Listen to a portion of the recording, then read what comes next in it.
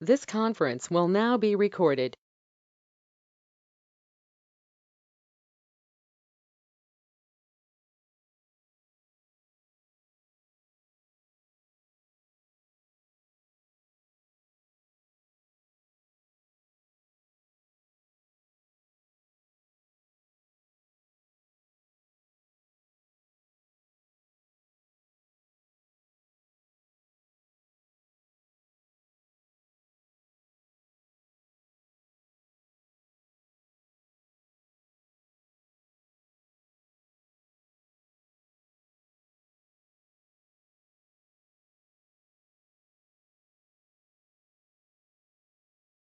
All right, I'd like to call this meeting to order at 9 o'clock.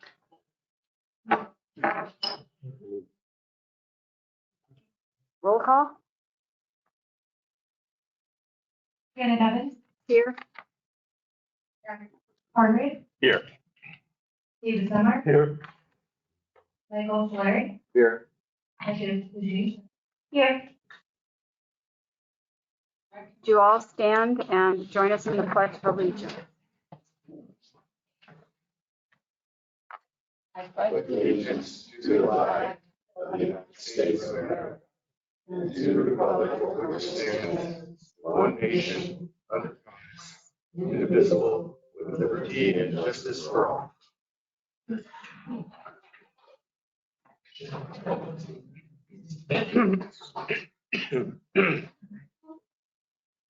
Okay, is there any public comment on something that is not on the agenda today? Pam? Woody, we're getting fancy. Morning, everybody. I'm just curious whether you're going to cover the pickleball courts under any other part of the agenda today. We don't have pickleball courts. We have been talking about over the years, we had a grant. Multi-sport court. Yeah, multi. Sorry, I'm a pickleball fan. I was just curious if that's covered under other parts of the agenda. Any part of anything this month? Probably not this month. There hasn't been much movement. I think we're waiting on that one environmental study that has to be done in the springtime. And we've authorized it and paid for it, but we're waiting for it to actually, they have to have certain conditions and they'll be out here. Okay, I'm just kind of curious, how do we kind of progress on that? Yes, there's nothing on the agenda this meeting about the sports court, but there has been a lot of activity, a lot of conversation with yeah, it was on last month, but I've been conversing through email with I guess it's the pickleball committee actually. Michael Bruno has kind of been spearheading that. I would encourage to get in touch with him. I've been in contact with him recently here. There's been a lot of movement behind the scenes, so I'll have an update soon on that. Okay, thank you. Yeah, do you speak to Mike? Then I'm just curious, what the actual stats is. Yeah. Thank you.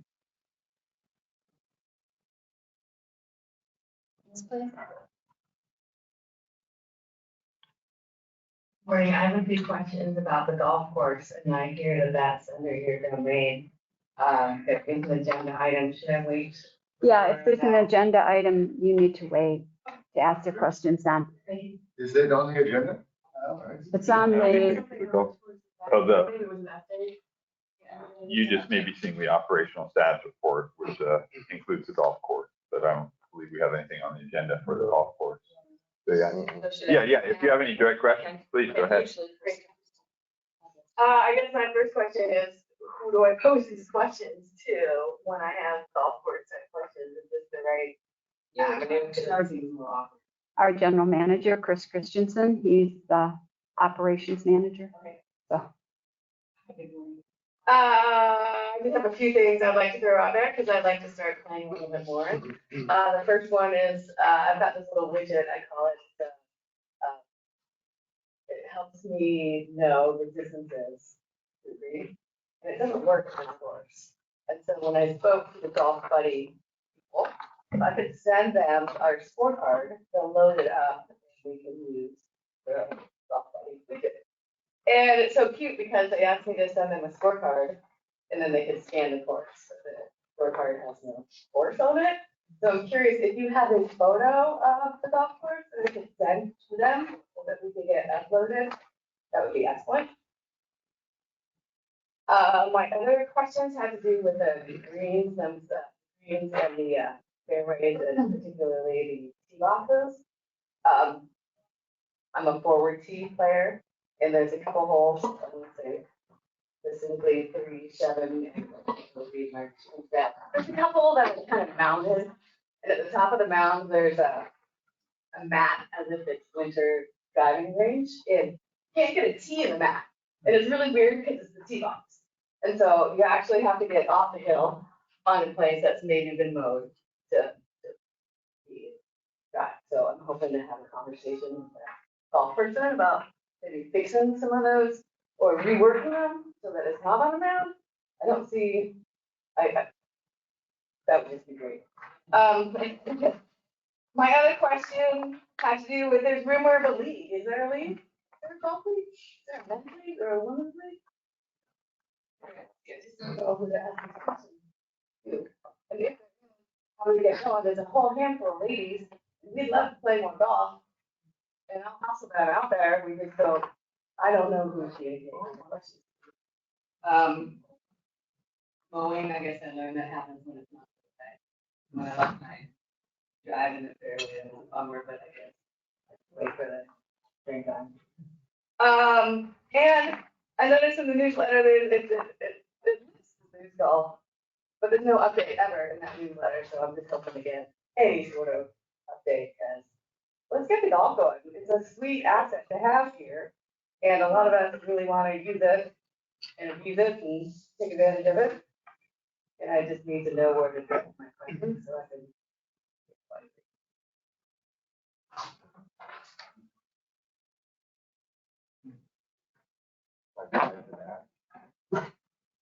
Yeah, I'd like to add to that because the sand is still out there, and we discussed the tee boxes being dealt with that sand. And that was on last year's budget, and now we're coming to, 4 months away, 3 months away from being a whole year way of taking care of it.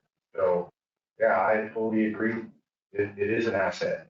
People get addicted to it. It's a game that you can't win. It's so special that we have here, and it has an ocean view on every single hole. There isn't another golf course like that. Even in Hawaii, you don't get that. So let's make it some money. Let's get people here. They fly in here. They know the airport's here. It's easy to put a golf bag inside there and make more extra money. At least that one brings in money. The airport does. Yeah, Boulder, I mean, number one revenue generating for parts of revenue was golf courses. Half the people wanted to build housing, but golf brought in money. So I agree. Go golf. Any other comment? Okay, let's move along to the consent calendar. First, we need to approve the minutes of March 21st, 2024, regular board meeting.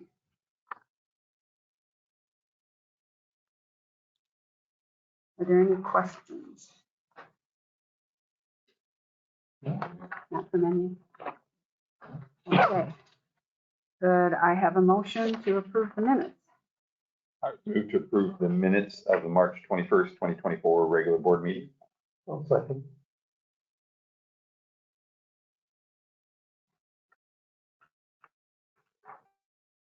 I'm doing the consent, unpaid bills first before I ask for a motion. I apologize on that. Are there any questions on unpaid bills or the detail in the consent calendar? I have any questions? No. Yes, I do. Just a couple. I was just curious with the Daisy building supply, the chemicals for the golf course improvements, what kind of chemicals are those, or what's that about? On the first page. But I don't know about that one. I'll have to find out from Thanks, Frank, Ryan, is a line from there now. Oh, okay, I know what that is. It's hydrated lime actually for the wastewater treatment plant. Okay. So we must have purchased two different things from Jay-Z's for two different Yeah. departments. And Okay. it just kind of looks like it's part of one. No, there's a semicolon Yeah, there. it's chemicals, semicolon. And then my other question was the Pearson Building Center for the Ill Camp River in kind of 9,000. What is that? Is that So game and crew, we buy supplies and whatnot for them. okay, for the work that they're doing? Yeah. Okay. And then, okay, that's it. No. No? Okay, now can I have a motion? I apologize. Oh, I'm sorry, public comment. That would be another golf course one, the $774 for that golf course. All tools, like construction. And with that, it's not being taken out of the budget, or is that a budget item that would be coming out of the regular budget? But that one is still at 1,200, so this is the first time I've seen anything come on the budget for the golf course, so. Question. I can answer that one. I believe that was for lumber for the tee boxes, which we'll be installing sometime before the Irish games, probably the next couple weeks. They bought some lumber to build tee boxes. Yeah, I saw that, okay. Yeah. Thank you. Well, if there's no more questions, I would make a motion to approve. Oh, yes, ma'am. We do have a little amendment to the minutes. Okay. On the last action item, the motion, for the new line truck says 501,501,000. Should say 110. Yeah, so that would be an amendment. Okay. All right. Good catch, Sue.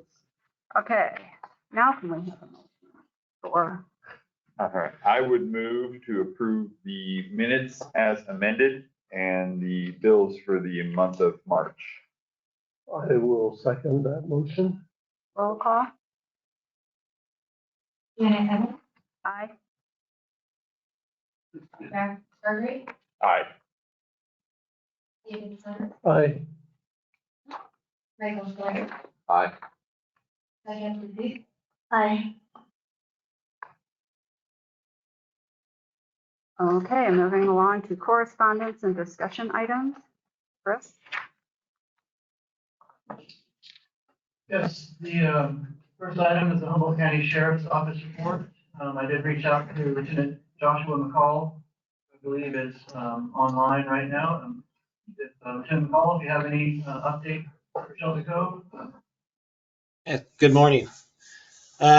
Excuse me. So yeah, just looking at stats for the period of March 15th through April 15th.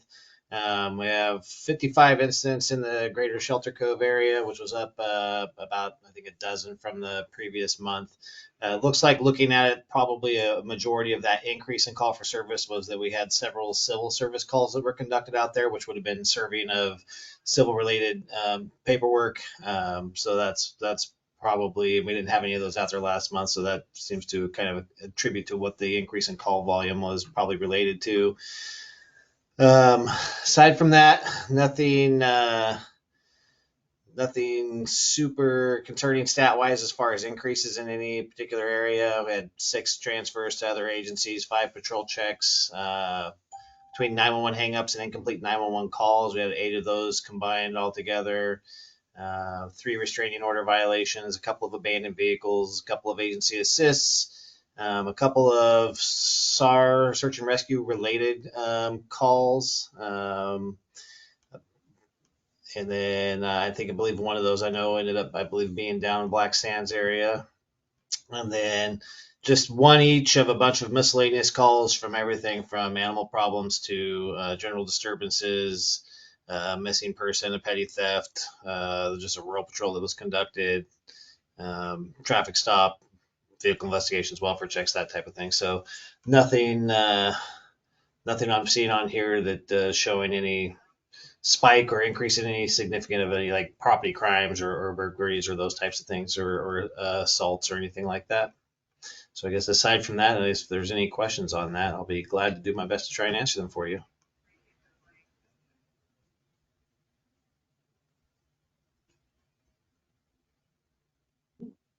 Okay. Yeah, this is Arlen Reed, and I phoned in a complaint about my neighbor had a boat on his property for about 6 months, and then now it's on Telegraph Creek. I called and I gave the address of where it was at and where it is at. It did get a stamp on it recently, but I was just wanted to know whether you actually talked to them. It was at 149 Top Road. Where the boat was at, and yeah, I don't know. If you provided that information when you called it in, then likely yes, they would have followed up because if we have an owner of a vehicle or a vessel that's you know dumped, if that is what the case is, then obviously, yeah, we have limited funds and resources to deal with abandoned vehicles and boats. So typically, if we have that information, then we'll do our best to track them down and try and address it that way, whether it's having them, go deal with it to get it removed, or if it comes to other processes of that. But yeah, as far as that specific incident, I don't know off the top of my head. I would have to look into it to see if they actually were able to make contact with anybody that or not. But again, if you provided that information to help them identify the owner, then it's quite likely that they did.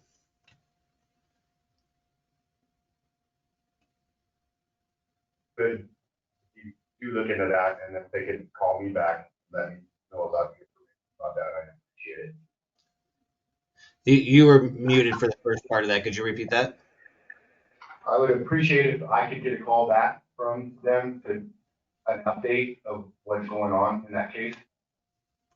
Okay, I'll see if I can track down the call for service and check in on that. When did you call it in? Do you know what the date was?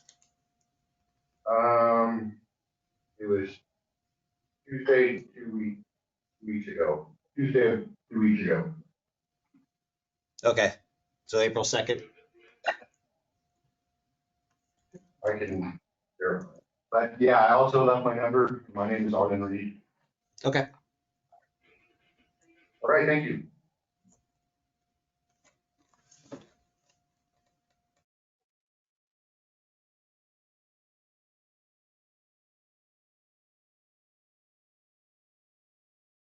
All right, well, thank you, Lieutenant McCall. I'll keep in touch. Thank you. Appreciate you. Thanks, sir.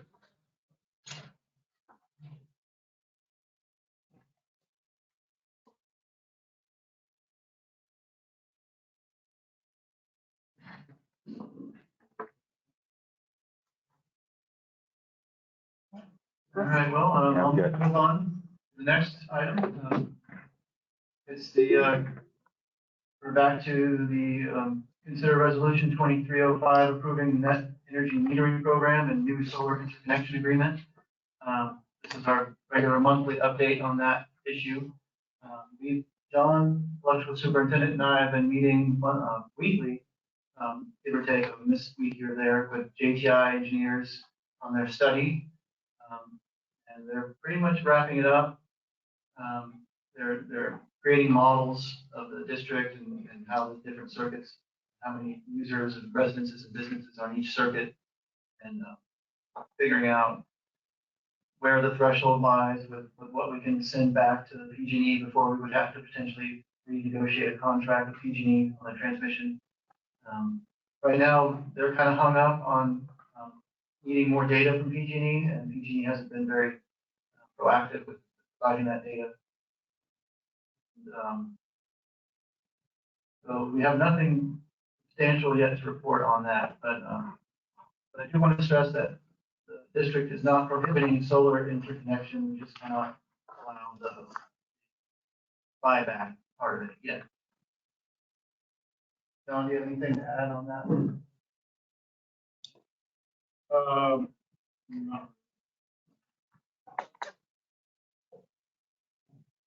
We will continue with this update as we progress on the study, so I'll have that one. You have any questions, Mike, Dasha? Okay, public comment?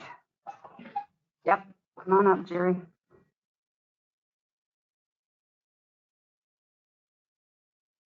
Your Jackson, guys. Turn it off. Okay. Just, yeah, hit the button. There you go. You're great. Yeah, we get better engineer.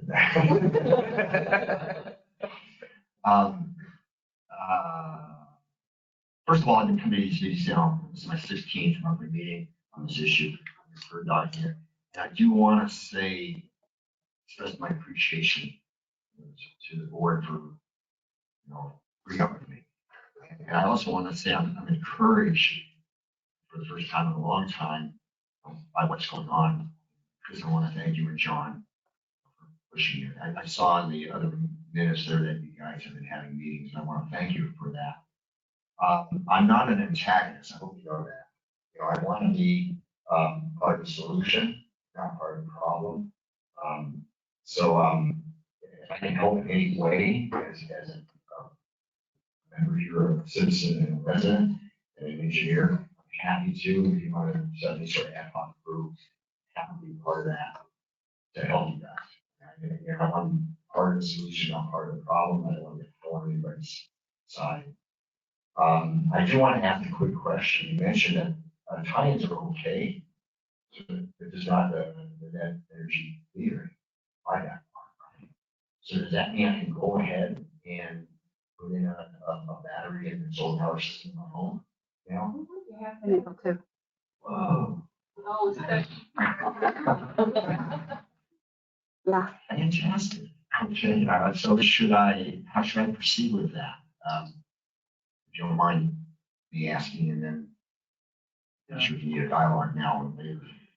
I would have to defer to John on that one. Basically, you just need to put it on there and then we need to verify that it's not backdated. Can't backdate it. Okay. You guys made my day. And I want to thank you all for your tolerance of me and getting ready to help further on this issue. Thank you very much. Thank you, Terry.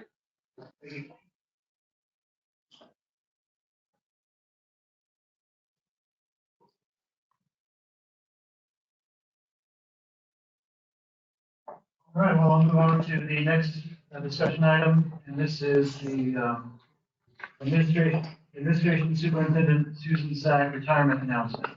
So, wanted to read a little brief thing I wrote up here about Sue.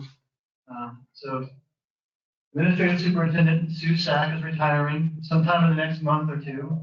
Who knows, maybe even sooner. She has worked for the district since the last millennium. Starting on August 9th, 1999. She served under at least 8 general managers, including 3 interims. 10? Okay, I'll add that one. Why we need to. 23 different board members I counted, and alongside staff too numerous to count. She's seen so many changes over the years that walls literally came down in her office.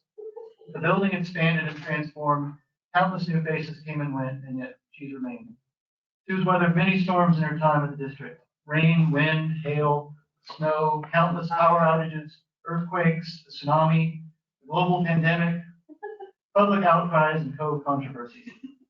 Numerous large and small projects with all the necessary paperwork passed across her desk. She keeps it all together, organized, sometimes working late into the night, meeting deadlines, procuring all the required documentation to keep the district afloat. She maintains the progress of every project and ensures its safety, legality, and adherence to regulation. Sue is the backbone of the district, holding it together, giving it shape. Even though you may not see her, she's there behind the scenes, the backdrop to almost every decision. When staff move on, a GM departs, a board turns over, she's there to assume the duties that keep the system intact, cohesive. She's there to bring on the new staff, cultivate the crews that keep the system functioning. Sue's a force to be reckoned with, respected, admired, emulated. She knows when to take matters seriously. She checks and balances district functions, keeping it all in line and above grade. Best of all, she also knows when to laugh. She has an excellent sense of humor. She brightens the office with her smile and her jokes. And for all these years, she's never even lost her English accent. Even though I've only been in this position for a short time, I know that I've greatly benefited from Sue's expertise. Her experience and institutional knowledge are profound and invaluable. Her dedication and loyalty exceed expectations. She fills a role that will be extremely difficult to replace. I'm very fortunate to have worked with Sue, and I will deeply miss her presence in the office once she makes good on her threat and retires. Thank you.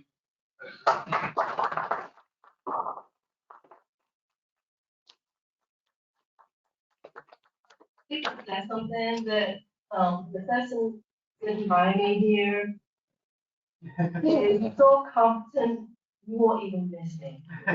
Oh, come on now. Impossible. She needs to start talking with an English accent. She only knows Cockney. The board wants to add to that? Any member? I'd just like to add my thanks to Sue for, on the board as the interim general manager, through many, many things. As a business owner, resident, Sue's always been there, always, held things together. I can't say it any better than Chris did, but I would definitely like to reiterate. I mean, she has definitely been the glue that holds this whole place together through many, many instances. So thank you, Sue. You are going to be missed no matter what you say. Sure. In the almost 10 years I've been on the board, Sue and I have experienced a few things together. One of them was a midnight submission of an application for GRIP last spring.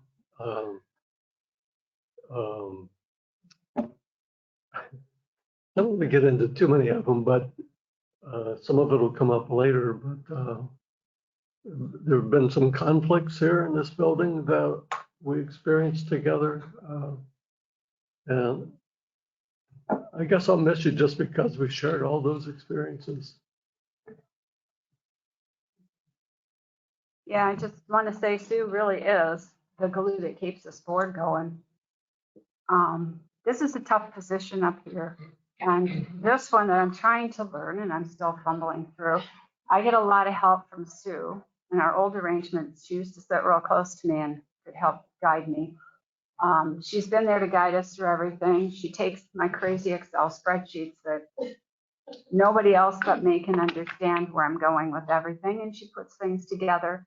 Yeah, so hopefully I'll be able to translate for me, because I get a little chaotic at times. I'm the accountant and me coming out with them. Sue has always been able to make them presentable for the public, which is good. So she's there she takes care of us all. So thank you. You will be missed. And Zoe, you got big shoes to fill, and wait till you see one of my spreadsheets come at you. Yeah, well, Sue is who we have to thank for getting me involved with the district, for better or for worse. And there's no words to describe the amount of gratitude and respect for the work that you've done, Sue, and keeping everything cohesive in the midst of all the turmoil over the years. It hasn't been easy. And anybody who has held a position here in the district knows the position that you have and the shoes that you've filled, in between GMs. And I think one of the biggest attributes that you have brought to the district is your ability to really make sure that what we're doing is right. and and being that voice of like, let's make sure this is okay. Let's make sure we are able to do this. And yeah, that voice of reason. And it's, you know, we need that. So you will be definitely missed. I know that Zoe will fill your shoes and you will answer our questions. But I just love you so much. And thank you so much for being you in our community. And I really miss working with you. But I'm very excited for you because you're going to have time to get back to what you're really good at, which is your art.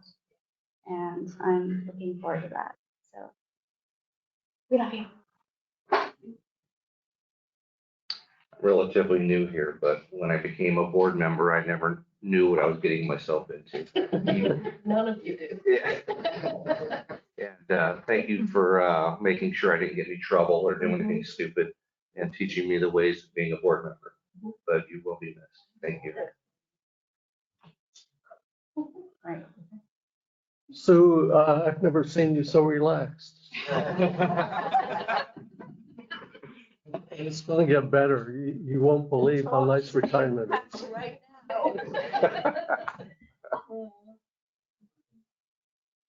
Any public comment?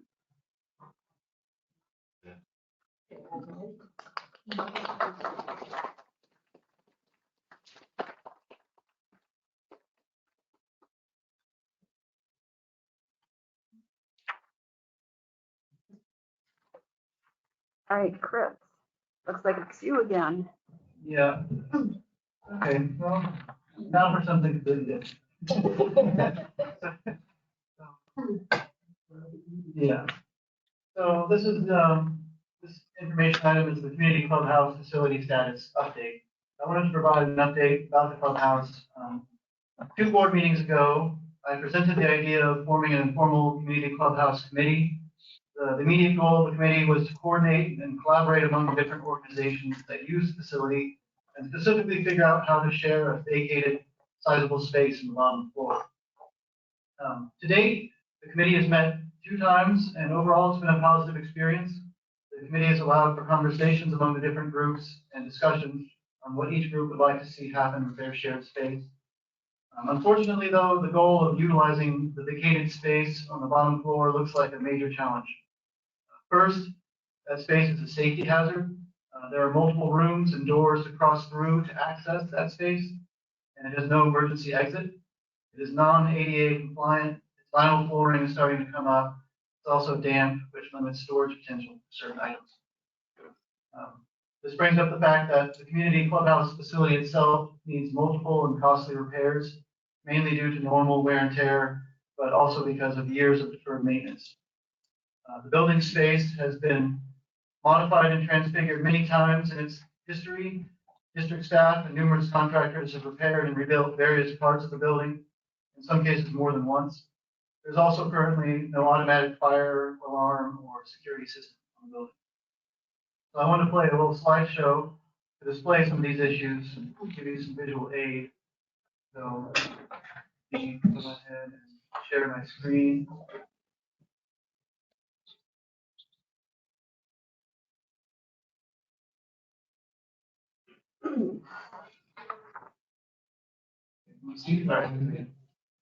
This is just sort of an assessment. I was down there about a week ago, took some pictures, just to kind of highlight some of these issues. So I'll start this slide. So yes, the exterior needs paint.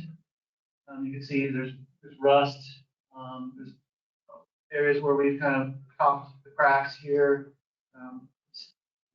So that's a pretty costly expenditure. The south wall siding, which has been replaced maybe twice, needs to be replaced again. This window leaks. This door leaks.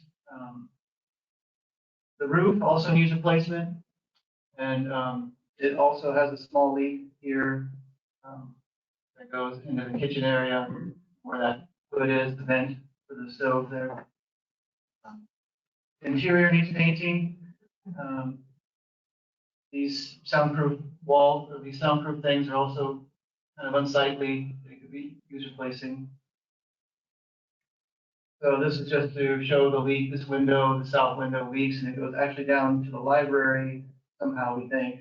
And you can see in this picture, but there's a bucket that collects rainwater when it rains really bad in the library. Well, thankfully not into the books, but it's only a matter of time.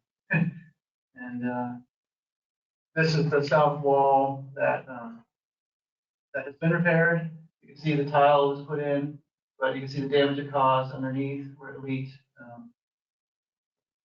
So that the bathroom walls, you see the door handle caused a hole there, and urinal. We should have probably installed splash guards there a long time ago. So yeah, we did. Yeah, so we'll need to reinstall that. So just highlighting things. This is that lower meeting room I was talking about. Pretty sizable, but however, like I said, you have to go through multiple doors, get in and out of it. If there was fire or emergency, safe. This is the lower garage, which is sort of used as storage, and it just very cluttered. It needs some more maintenance, organization, and trying to work with the different groups to get that happening, and then we can free up more space in there for more storage. And I just wanted to point out the hazardous, unsightly, or unsanitary thing. When I was there was actually a dead mouse on the ground. I did get rid of it. It's not a problem. The hallway here with just it's cluttered. Need to clean that out. Just utilize space more efficiently. That's kind of the goal of this whole committee. This is the first 5 Casco room.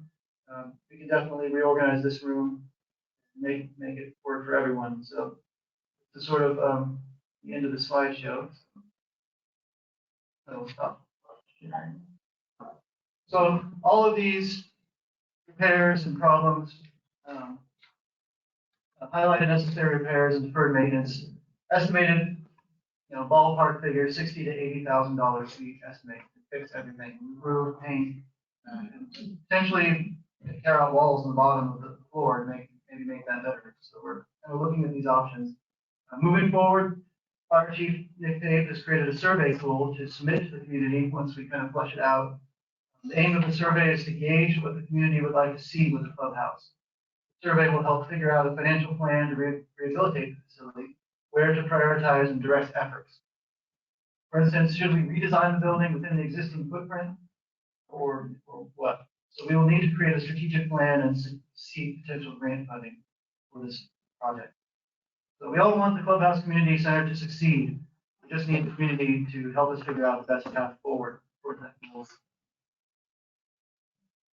My recommendation is just to receive information and move forward on what we can do with that building.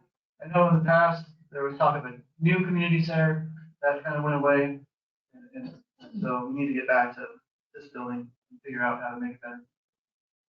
Thanks, Chris. My comment that I have on that is Nick challenged all of us CERT leaders to start looking for grant money because that is our evacuation shelter. I have found a few things that I'll pass along to Zoe this week of websites for various grants that I've seen. I haven't gotten a hold of the Red Cross yet because I know they do one too. And since we are where they're going to have to set up if it's a long-term evacuation, they might be amenable to getting us some money as well. So we are looking into that as a CERT team or as a board member both to try to see what we can do to come up with money to do the things we need to do to that building. I have a question. That big room that is unsafe because you have to pass through so many doors to get out, is that something that could possibly have an exterior door put into it? Or would that be horrendously expensive or what? Gotta go through 2 walls on both sides and an embankment on the other side. So, Yeah, like a basement. We probably have to tear out some walls. Yeah. It's literally the central core downstairs. And yeah, you have at least 2 doorways for every, I think it's 3 doors leading into it, and each one of those has another, at least 1 door that you have to go through to get into there. So yeah. The stairs going down to that area from the outside are not exactly safe. I, having gone down there a few times, it's kind of it's an unsafe stairway, and it's unsafe from the parking lot as well, because a car could just go right down those stairs and into that building. So, there's a lot of issues with even considering using that space without major renovation and review. No, I'd just like to say thank you, Chris, for kind of getting this started. This has been a long time coming.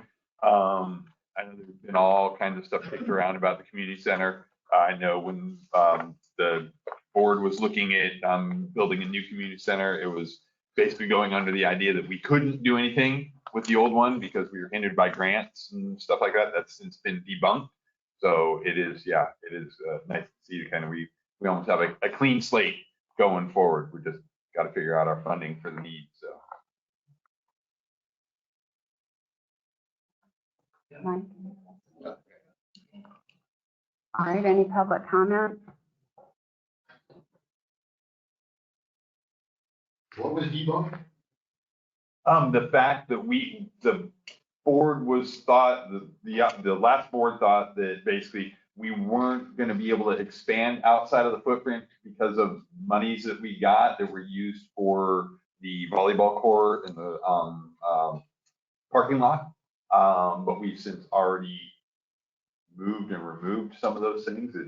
We were misinformed as far as that goes. So we felt that we couldn't do any expansion, and we couldn't take any of those projects away because they were given to us or they were put in by grant fund. Well, working on the project of this new community center, we did look into it, and we did say that there's one way that we could expand it towards Jimbo. And the money, my understanding was that it had to stay, it was a volleyball court first grant money.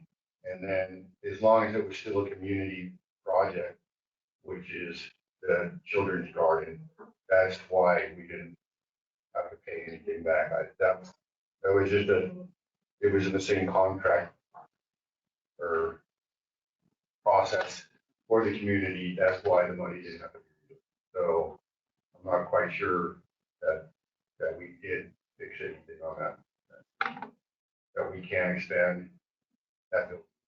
We should be able to expand from that footprint. I mean, on the pending what's available, pending what we can do, with soils and everything else. But yeah, I don't believe we are hindered by any past grants on it. Well, I'd really like to see the original plans to see where, burying walls are at and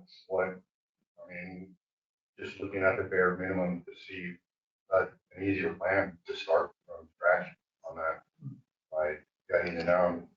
Maybe possibly hallway would have your fire access, takes a little bit of room out, but there's options. So if you start at the beginning with first glance and see how it was actually built, it would be a lot easier. Okay, Arlen. Anyone else? Okay. Nick, I believe the next discussion item is yours.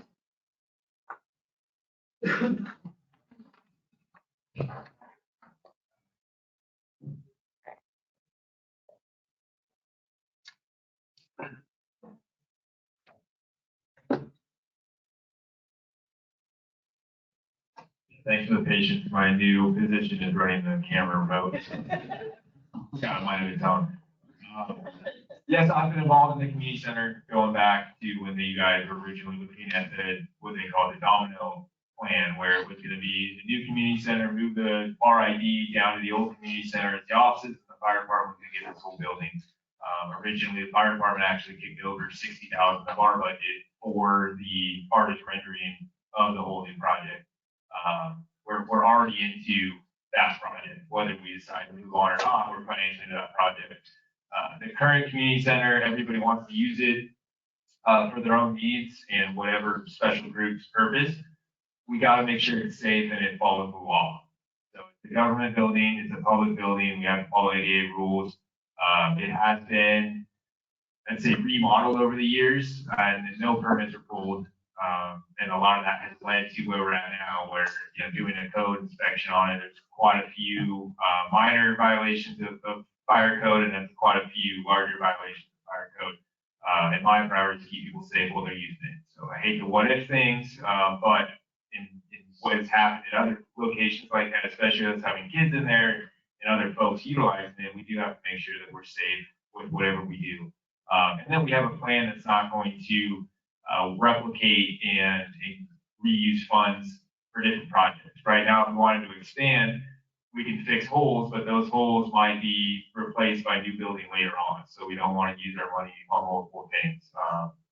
Myself and then Chris went down and met with our committee and kind of talked to them, and they had great ideas, but those great ideas do have to follow, current building codes and other things. So we do have to be, it's not just a property, on a piece of private land, and it is in the heart of our community. So fire department supports it. It is our shelter with 13, which has some of its own unique needs as well. Definitely a puzzle to make everybody happy with that project. So, but I do think it's something that we're capable of, and other communities have done it. Fortuna has 3 community centers now, 2 public and 1 private, that are good models of what we can and can't do for our own. So let's utilize what other people and some of the work they've put in.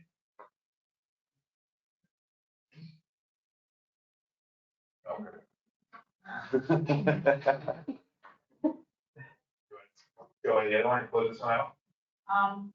If no one else has any comment on the community center, then let's move along, Nick, to the fire department.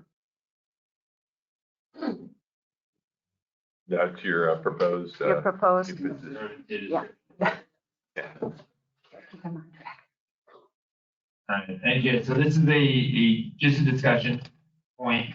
It will become an action item hopefully on the next board meeting. Going way back to last spring when we did the restructuring, we focused on restructuring the RID field staff and all the other utilities, water, power, sewer, and office admin. The fire department was part of that. So we do have some operational restructuring that needs done in the fire department. For years, the fire department, for lack of better terms, the redhead stepped out of the RID, right? Nobody really wanted to claim us. We are an RID function. So the RID provides water, power, sewer, and fire emergency services. Our budget is separate at the county level, and the tax that you guys passed in 2017 has to be used for fire rescue. So we track it a little bit separately. The fire department runs a little bit different than the RID, but we are an RID function. And our budget is not connected to your rates or anything like that. Most property owners pay $99 a year. Most homeowners, $125, $250 for a commercial building. So that's what we get our funding from, and then we leverage that to get grants and other funding sources. So your rates or anything like that doesn't fit with the fire department. What we found was the fire department is not represented as much of the RID policy. It was something that we had our own policies, we follow NFPA and state fire marshal policies, but the RID we were lacking. So this is going to bring us back towards what the RID policy has to make sure the fire department is represented in the overall policy, starting with our position description. So we had to create a position description for myself and our duty officers. Back in 2020, Assembly Bill 5 got rid of independent contractors for certain businesses, right? So there's no private fire license for a firefighter. So we used to have independent contractors as our duty officers to help us keep that 24/7 staffing. That went away. Since then, California has made all volunteer firefighters employees of that special district. Even though we are volunteers, they are employees. And that has kind of led to some upgrades on what we have to do policy-wise, how we track our firefighters, our OSHA regulations. It makes it quite a bit more in-depth and complicated on, we can't just take a firefighter now. They have to get physicals, they have to get signed up, they got to run through payroll. There's a lot that goes into that. So for us to make it simple and under the same policies of what the RID functions on, I'm proposing for discussion with the board basically two new positions and one reactivated position, and to do some housekeeping on that. So the volunteer firefighters would get a position description that lays out exactly what they do, what their expectations are, just like every other RID employee. We had a chief duty officer before, that was my position before I came on as full-time chief. Basically, it's a part-time fire chief officer that has a schedule that allows them to get reimbursed and paid for hours that they work outside of normal response. So doing vehicle maintenance, helping with grants, paperwork, stuff like that. We lost that when I became full-time. So that would be one thing that would be a discussion to bring that down. It would be a very low fiscal change for the district. We already have that position as a part-time duty officer, but it would be a step up of their responsibilities from a company officer to a chief level, and basically give me a backup support when I'm gone, either on assignments or when I'm at meetings and other stuff, to keep that grant movement going. As most of you guys know, my on-call time is Monday through Wednesday, but I'm here Thursday, Friday, Saturday, Sunday, depending on when there's other meetings. So that would give me a relief partner that can take on some of those meetings. Right now, our company officers, it's not part of the job expectation. The other ones are, we have been getting reimbursement for firefighters for our mutual aid. So when a firefighter goes out on a strike team or goes to a wildland fire, we get paid for both the use of our truck and the firefighter's time. So the fire department and the board last year decided to set a rate structure to where those firefighters get paid at that rate that the RID gets paid. So instead of taking that money and putting it in an account, that money goes back to the firefighters so they can make some funds and get reimbursed for that assignment. I think we made $69,000 on a 2-week assignment to Orleans last year. Half of it goes to firefighters, around half of it goes back to the engine for repairs, replacement, things like that. So it's a very good deal, including the free training that we get. So putting that into a position that we can show them the budget and show where those expenses are going and clean it up is really what's up for discussion. I'm up to any questions and going forward with it. I just have a question, like, will all the duty officers that we have currently, we have several that are doing it, will they be upgraded to this, or will there be one specific duty officer that will now be like you were the chief? Yeah, there'll be one. So it'll be a single position. We will have to fly the position just like any other ID part-time position. And it will have a full-on position description. And I'll bring an updated position description because things have changed since I had that. Sal had that position before me. I took over for him, and then we've upgraded it to a full-time. So historically, we've had a chief duty officer in the fire department. Okay, cool. That was my only question with that. Well, I did have one more real quick one. Does this actually give you then the ability to take some time off? Yeah. I mean, it's all relative what time off is, but that's the intent. And also, we call it the broken arrow plan. But if something were to ever happen to me where I can't come in, we have almost $13 million in funds that the fire department's managing right now at various different projects, programs, county funding, and grants. So to have somebody else on that level, currently we don't have it. Frank right now is the closest, is the assistant chief, and he's got his own water plant to run too. So we are preparing for any kind of contingency, so nothing really surprises us. Thanks. Yeah. My questions aren't so interesting. The pay range brings up a question. You said they're per general labor wage schedule for the non-emergency part-time labor. Is that related to the union contract for the rest of RID?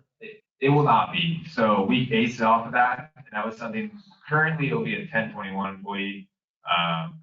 It's one of those things where or 2010, see, not yet, 2010, 2021 is a whole different thing for our fire side.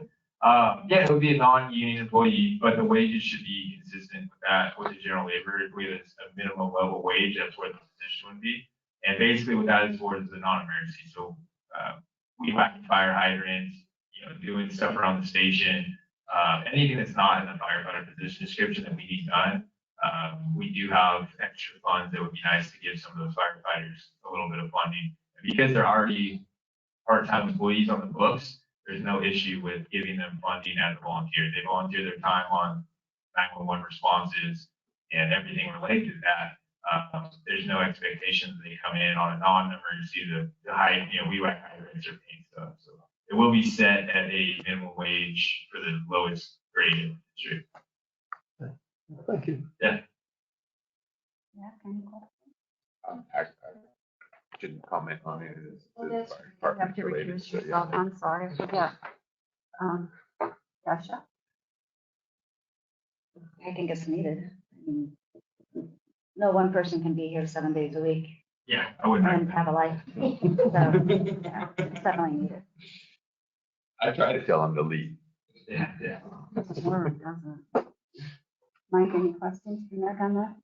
No, I'm all for this. I think these firefighters need to get some type of compensation, and if we can give them some work to do so, and it helps the community and the district, I'm all for it 100%.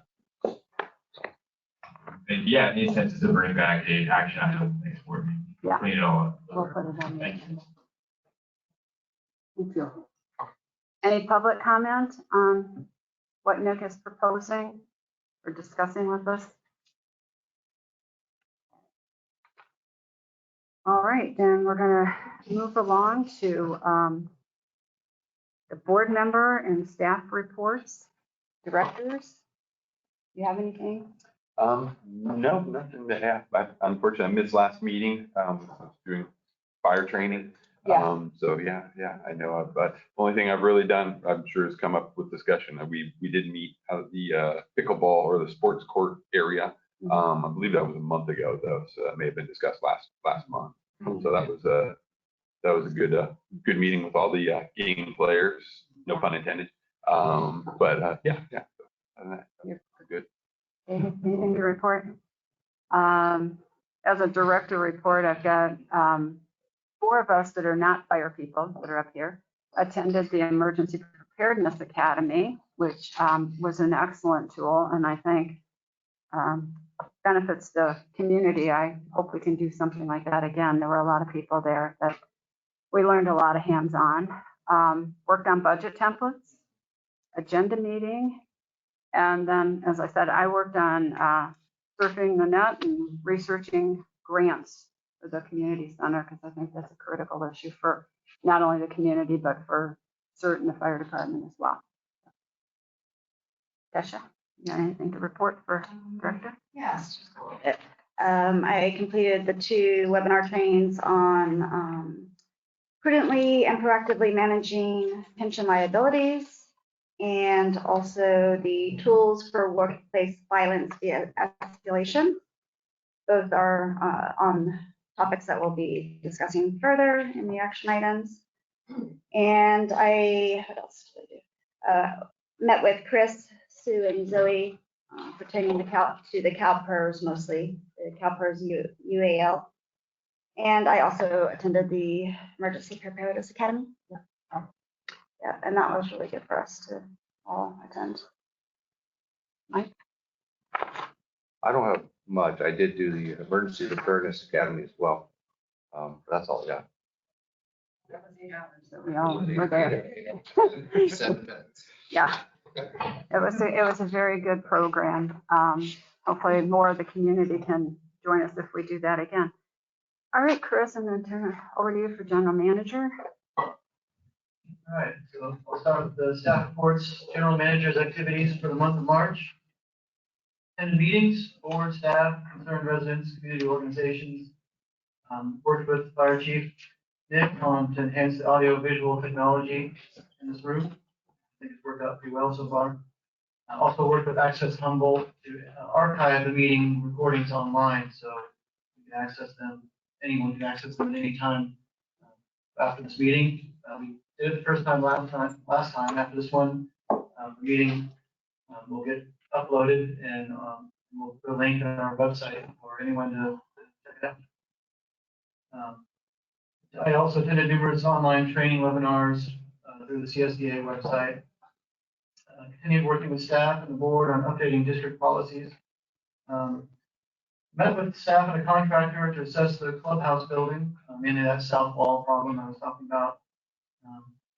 And I toured the Lindley Loop West emergency culvert repair project, which is now complete. That the county and GR Sunberg did a picture in your packet. They just basically extended that pipe added a bunch of rock to stabilize the hillside, which hopefully prevented further erosion towards our water source, Telegraph Creek. Had an online meetings with John and the JTI engineers on the solar project. I met with Nick and representatives from the Trees Foundation to discuss the upcoming grant-funded wildfire defense project from the Cove. Be starting up with probably early summer, very soon. Lots more research and coordination with the Weiss Law Firm Group to discuss the district's CalPERS unfunded accrued liability debt, which we'll be talking about a little bit in the future. And I met online with BLM, Cal Poly, Humboldt, and Eel River Wailaki representatives regarding an upcoming archaeological study at Malcolm's Park. I'll report more on that as it gets closer. So there was some interviewing of applicants for the apprentice lineman position, and we offered it to a gentleman who will be starting here in about a week and a half. So John will finally have some help on the electrical side. And then also interviewed one operator position, but we're still looking at that one. For the work that contractor Mixes Services Inc. Conducted mostly in the Spring Road area, repairing defects in the sanitary sewer collection system, and lots of work on the budget. Wraps it up from me. Sue, Zoe? Yeah,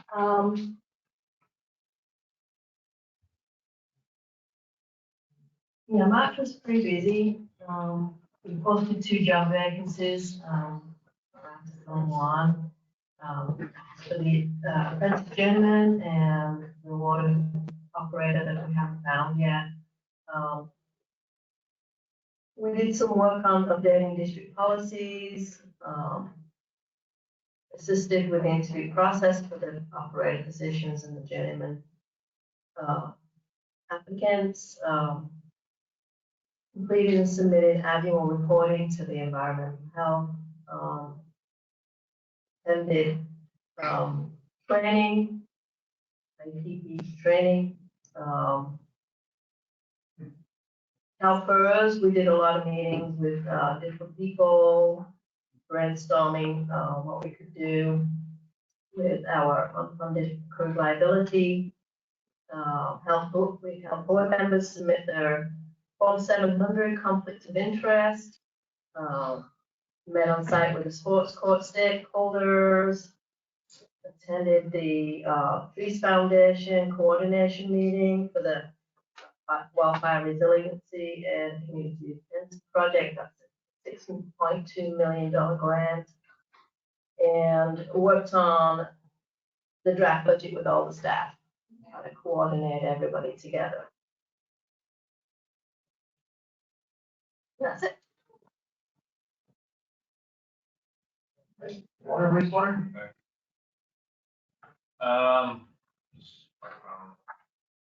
Last month for our wastewater department, we ended up installing a new transfer pump to our disc press there. Pump that pumps the sludge from the big hopper to the disc so it can do its magic there. The pouring contact chamber was clean. We worked with lift station 2 on our pump 2 over there. Had a little bit of issues with the change we were putting it in from an old regular metal one to stainless steel. So that should be the last of our stainless steel parts inside of that station. They last a lot longer there. We haven't had to change much of anything out since we went to stainless steel in all of our lift stations. It's been actually a money saver. We change out parts every year from the fabrication that the old parts would create. So we also changed the gaskets, changed the clearances, so we had tighter fitting. Somebody's working there. We calibrated the instrument meter at the lab. We have a new hot TL 2300 meter meter there. The new gearbox right for our south clarifier can make a lot of noise. So when we get a chance, we will replace it before it blows up. Mixes with here, as Chris was saying, prepared multiple water intrusion sites. Our water meter readers, that the electric meters also did notice that it almost completely cut the electric usage in half at the lift station 7 where all the water was coming in. And that was like 2 weeks of whole month, so. Good. We completed the annual volumetric water report and submitted that to the state. The water department, we insulated some of the chlorine injectors at the higher elevation wells. Colder weather, chlorine would freeze up in our injectors. Followed up messages with the Unica desalinization company. We are looking at different options for the water plant. So that's the company is working for Frac right now. They have a desal plant down there, and they also have a wave generated electrical site outside of the breakwater. So they're working on something to apply more water to their area in the summer times there. We changed out battery at our Omar site tank. We also were waiting for a solar charger to replace it. Got it. So now the battery doesn't have to be charged up or replaced all the time. We were looking for leaks on our system, GRE system, and found two were off at Hemlock. That approximately 605,000 gallons lost in the 10 days that we were looking for it. We bled out air on our PRV Hemlock. After that, a lot of air gets in there, then it's water pressure issues down below that. We had another leak at Ridgeview Circle. It was actually on our side of the meter, so we tightened the water meter connection. After that, did our annual water report with the assistance from our office staff. The report with all the money, feeders, and all the other things to go along with works there. On the miscellaneous side, we started construction of the golf course tee boxes, which was what you were asking about for parts earlier that I missed there. Chris and I sat down with Tasha Bushy and went over some of the stuff that we'd like to get done in the future. Found a street on Telegraph Creek, turn the Park Road. Our guys have made repairs to it right now, but county's just come out and cut it. We ordered new signs for the exercise trail, and they have been put up on each side. No off-road vehicles and the bear sign that it was. We picked up the use monitors so we can work on our SCADA computers a little bit easier. So look at everything instead of changing the monitor all the time when we need to change something. They were just use monitors. Share controls is going through our SCADA system. Chris and I just recently had a meeting with that company there, and to get everything to normal, we're looking, I hate to say it out loud, but it's probably going to be around $200,000 to $250,000 to fix what the last manager said was already taken care of. All the golf courses have been remowed, started drying out a lot more, so it's been easier to work with. And then we've had some clubhouse ice machine issues that we've been working on. So everything is going, we're moving forward with all, so we're busy. All right, thank you. Thank you, Frank. Any questions? Can you expand on the Excuse me, the board gets to talk to him first, and then we will open anything up for public comment.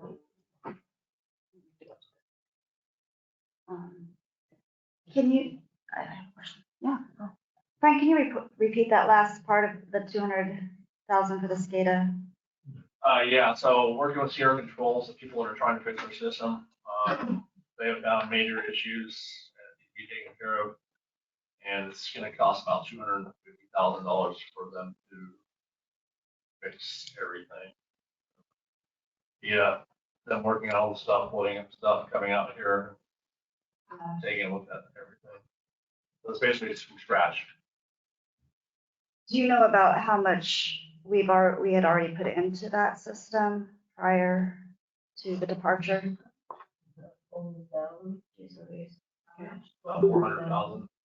That's with the past time and nothing that we've been doing recently. On that, is this new investment part to it, is that just like programming software type relationship? I know we in that communications grant, we got a lot of new equipment and everything. So the equipment's still good. Okay. It's just going to be basically wipe what's there and reprogram it so everything works right, and does what it's supposed to do. Okay. Um, I'm aware of the issues you've been experienced with it, but yeah, okay. Have you gotten a second opinion on how much that'll cost? Yeah, we did previous to that, and it was pretty close to the same. The company built the SCADA system before, Office Air Controls gave us a quote, and it was right around $220,000 for using Sierra Controls, which has done a lot of work in this upper area. They work with Eureka, they work with California Park, and a couple other Fort Bragg, get down below us.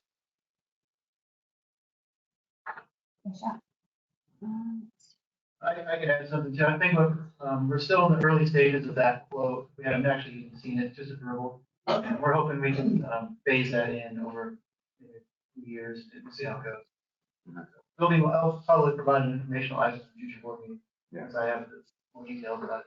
Yeah, I'd seen the line item on the budget. Yeah. Yeah, thank you for bringing it up. Yeah. Will we be replacing the ice machine at the community center? Yes, what Chris and I have been talking about, so more than likely they look like they're fairly cheap. Like $2,000 maybe. That's relative. Yeah. And then, John, just real quick, with the established weekly meetings to discuss issues with the NIM study, is that with the JTI environmental? Is that what you're? Oh, we haven't got John yet. Oh, sorry, John. He hasn't given his report. Sorry, John. Never mind. I'll send my Frank, questions. Thanks. Mike, did you have any questions for I Frank? do not. I got one more for Frank. Just following up on the water loss, the 605,000. You said that was over a 10-day period? That was 10 days. The month before it was, I want to say 1.4 million that we lost the month before.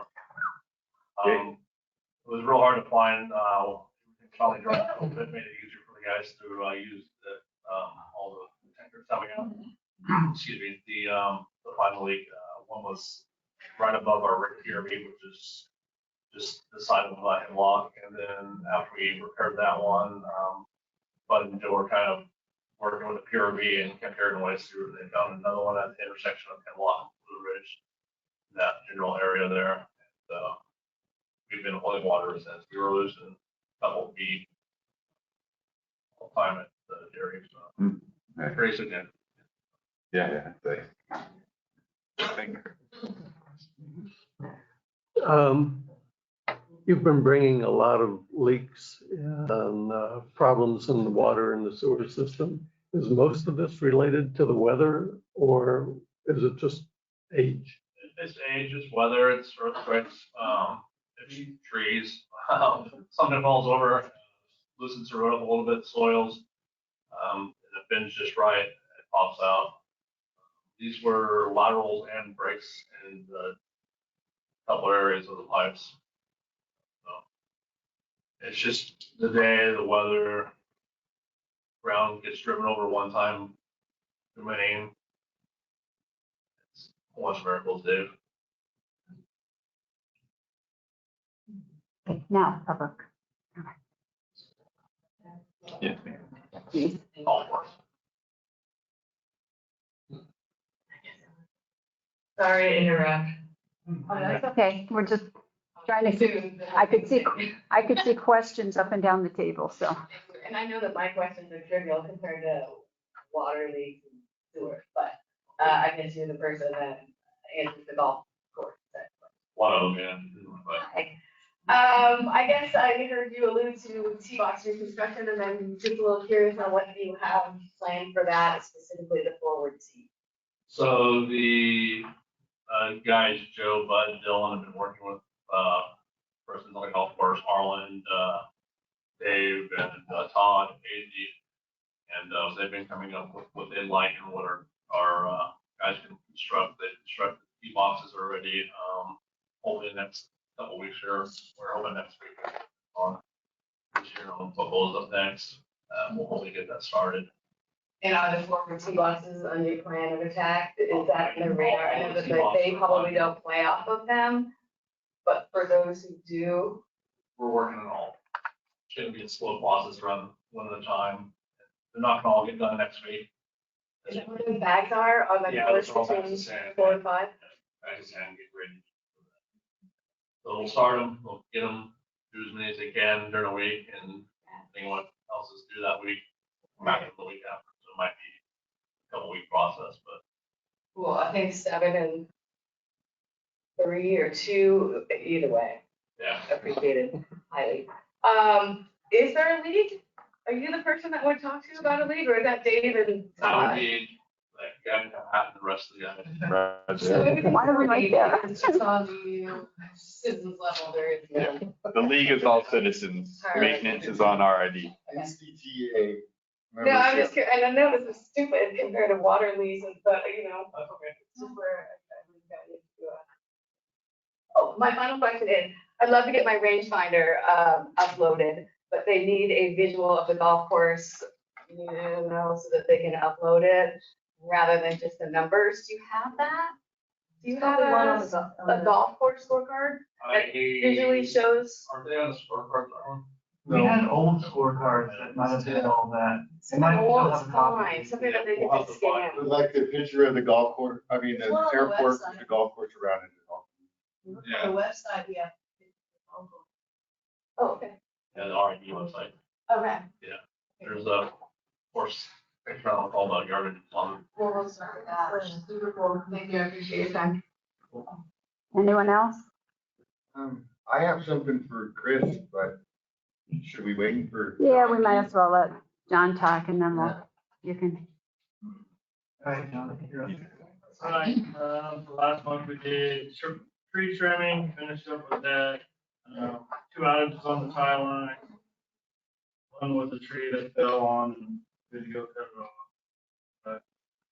Coordinated the net energy metering study with JTI, and we established weekly meetings with them to discuss and bring back more data that we needed.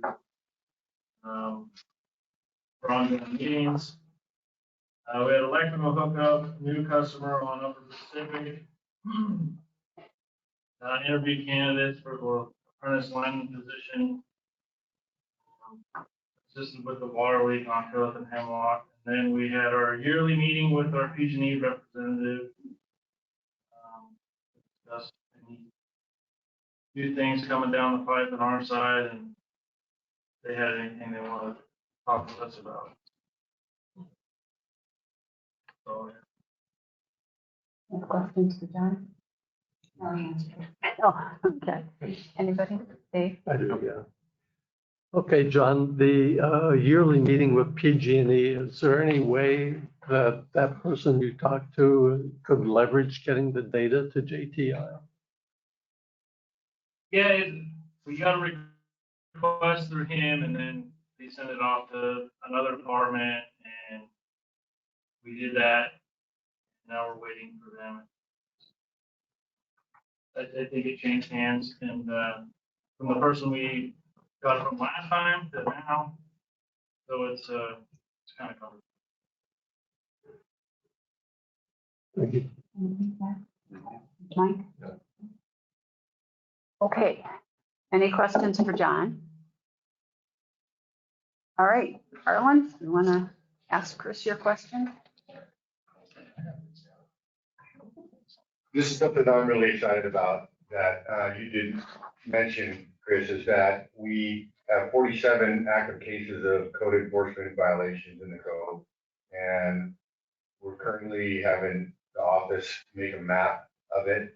I volunteered my time and to go with Chris and check out these to get our top 10. This all started with Dean, the new code enforcement that he was present with the last meeting. Yeah.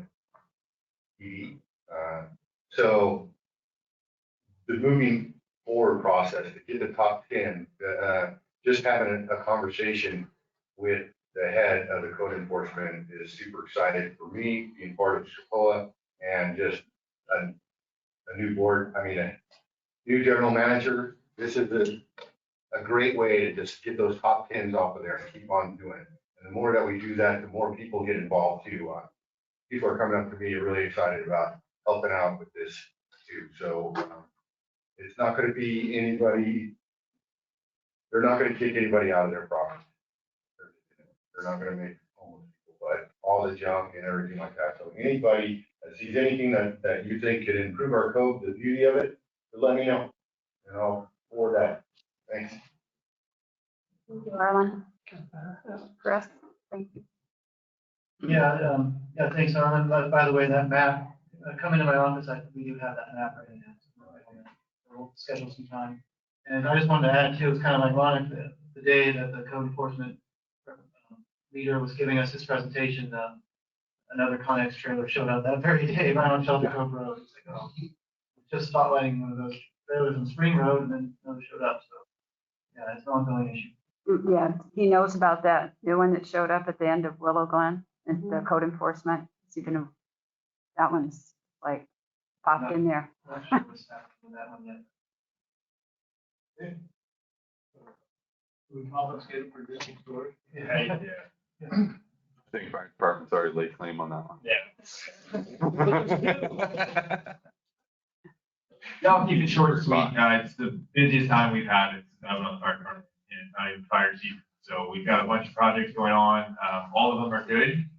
The fire department operations, training, maintenance, running calls, that's kind of became our less, busy side, right? The actual mission. Everything to support the mission is just really what we're trying to do. And when we came in 2017 and said, hey, we want to build a modern fire department for this community, we've achieved that. So now it's maintaining it. So, once we set that bar for the department, now we got to keep up that. We got to walk the walk.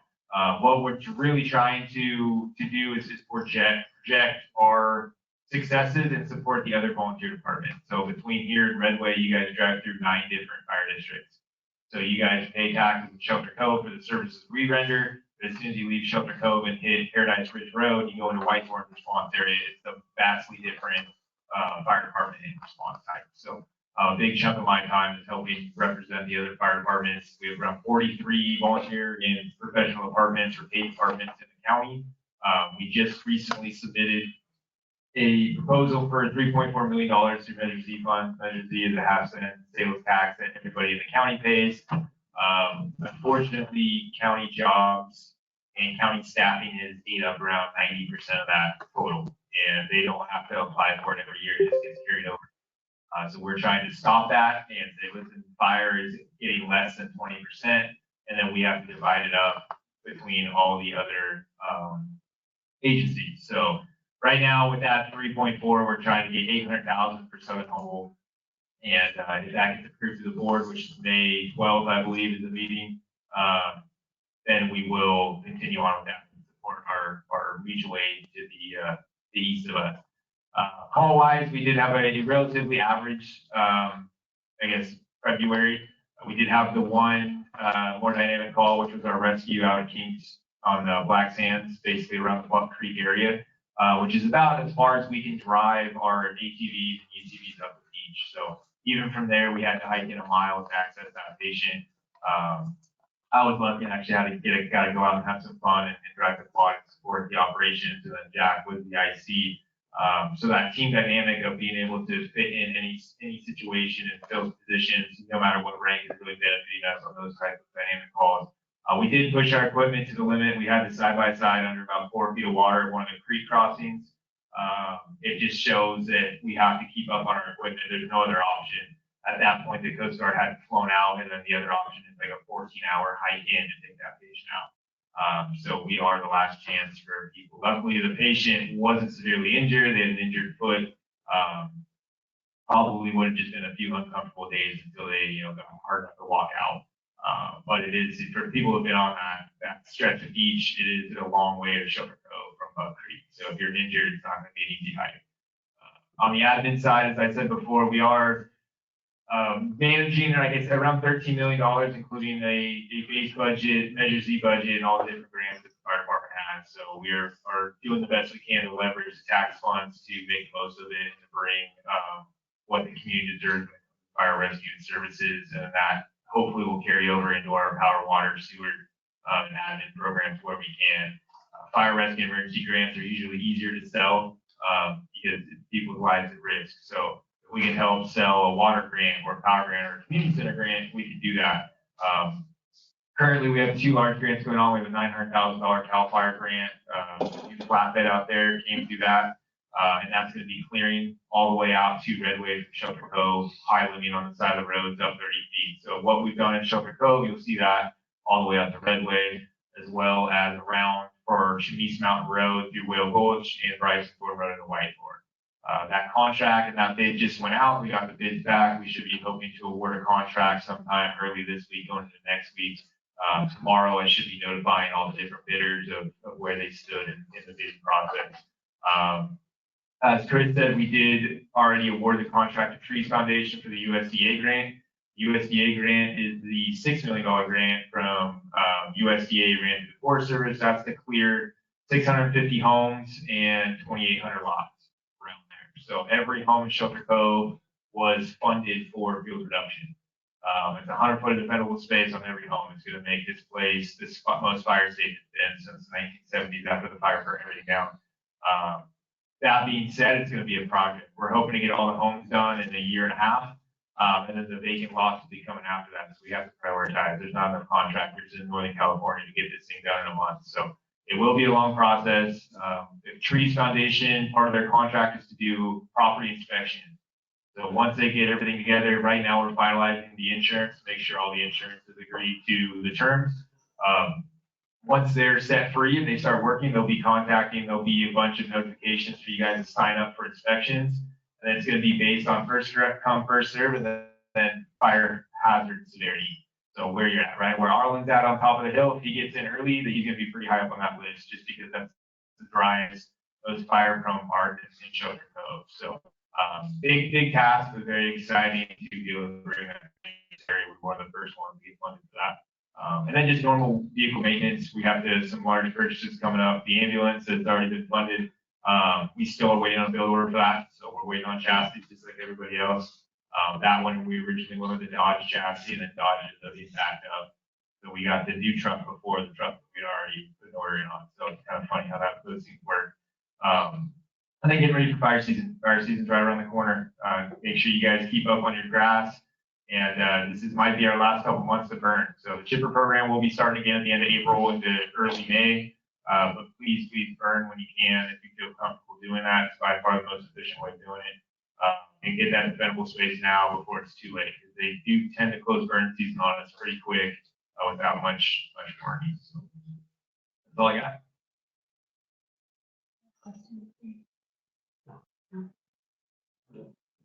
Any questions? Okay.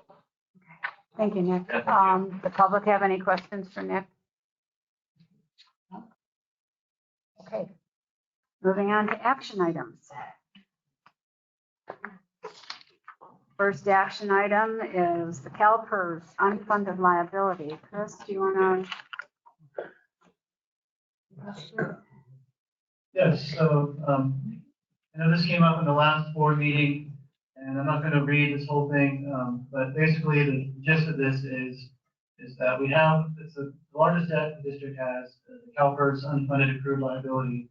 And it's based on when CalPERS, it's our pension fund. So when CalPERS projects a return of 6.8%, things stay pretty static. But if the market is down, they get lower returns, then districts, cities have to make up the difference on what's not coming into CalPERS. And that's where this debt has been accruing. And so right now we owe somewhere in the neighborhood of 1.6 million. And we pay basically the minimum payment every year. Right now we're doing monthly payments on that, which is even less savings. So we're basically, it's like how I hear it, it's like a credit card, and we're just paying interest. We're paying the minimum interest, and not really putting a dent in the overall payment. And wanted to share my screen.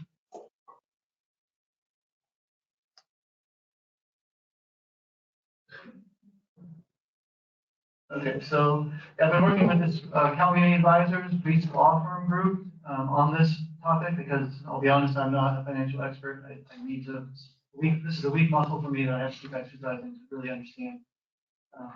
So they've been helping me figure this out. One of the tools to minimize the debt is to make an additional discretionary payment.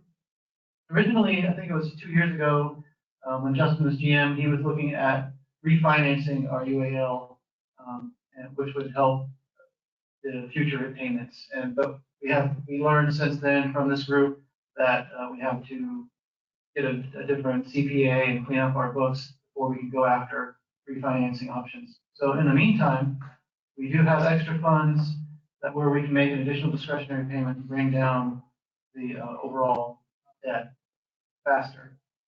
So kind of give you a visual. This is how they put it, where things currently stand. The green is our annual payments to CalPERS on the UAL, where we are right now. And if you look at the blue, that's where we're heading. So each line is a year, so every year it's going to be going up. So right now we're in the neighborhood of $100,000 per year payment.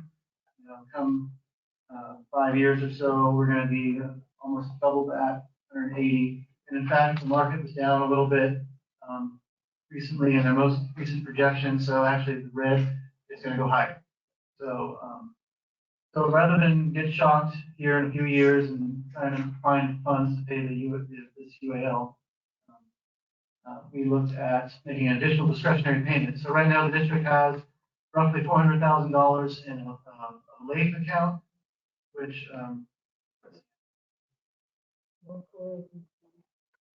it's kind of like a government account with the Treasury. And as far as I've heard, that we have never pulled anything out of this account. It's been kind of sitting there unused, and it has a certain percentage rate of increase. And this is where I get confused. This is where I rely on these guys to help me out, but I'll try to explain it as best I can. So if you look at this screen, what they're saying is that if we use $100,000, let's say, out of this LAIF account, pay as an additional discretionary payment to CalPERS, we're going to benefit $76,000, meaning the interest that the CalPERS is going to accrue is going to be greater than the interest we would get with the LAIF in $76,000. I can't completely explain that, but they're saying it's a better deal. If you take the money out of LAIF, put it in the CalPERS, you're going to get the benefit of $76,000. On top of that, you're going to save $121,000 in CalPERS interest over time, which visually brings that, see the red line, brings the blue bars down. The future payments will be smaller. That's the idea here. They're still very high. And the good news is, well, if the market's good, the UAL comes down even more, CalPERS gets a great return. But we do have these past amortized payments that are kind of stuck there, so we have to keep making payments. Another part of this whole strategy is to use that LAIF account to make a one-time annual payment rather than monthly payments where you're spending like, I think, 3.5% more on debt. So, and then instead of paying CalPERS throughout the year, which is what we do now, if you see in the minutes, I think we pay $8,000 or $9,000 every month to CalPERS. We'll invest that money into LAIF, and then come next July, make the next annual payment. So this report you have in your packet shows you different depictions based on what different ADPs, additional discretionary payments. To begin, I would rather my recommendation is to be conservative to begin with, to see how this works, and just make the $100,000 versus these other ones would say $200,000. If you study these, you can look how it further reduces your debt over time. They would say, well, just do the whole thing. There's 300, and then even more, 400,000, you can really get it down. However, you're depleting your reserves, so you have to I want to make sure we have good reserves. And this LAIF account is in addition to our actual county reserve, so it's not all of our reserves, part of our reserves. So I hope to be able to answer any questions you might have, but I'll leave it there and just say that what I would recommend, and what these guys, these law firms recommends, is to make an additional discretionary payment and get in the habit of doing that to limit this debt over time. Because you see over in the future, payments are going to go higher. So, any questions? Yeah, on the additional discretionary payment, are you talking basically do that in addition to prepaying our unfunded for the year? Yes. Okay. And Sue, am I wrong in remembering that I thought like 3-4 years ago when we were looking at it about getting a loan and paying off, I thought that the board did make the decision to do the prepayment plan, and I'm assuming we stopped doing that? Because I know we had talked about that because we knew that it would be, okay. And maybe we didn't move action, maybe we were waiting to hear back from the bank. The interest rate was not a good time. Okay. Right? The interest rate was not. Well, I know that was it for the loan, but I thought we had made the decision to, start making the prepayment to pay the balance in full, come July. Okay, I may be mistaken in that one, so yeah, I thought we had decided on that one, but no. Because yeah, I agree, I think that's, obviously making our lump payment would be much better than making the monthlies. Anything we can do to reduce that percentage, it is, like I said, it's just like a credit card debt, so yeah. Doesn't help to make 3% in your savings account when your credit card's charging you 20%. So.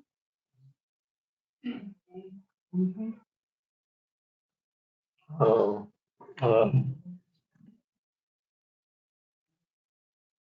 I don't know if I can contribute anything useful right now, but with Mike Shedd and I were working on this 3 or 4 years ago, whatever it was. And we were right at the point of doing the refinance when the interest rates went up and made all those savings numbers go negative.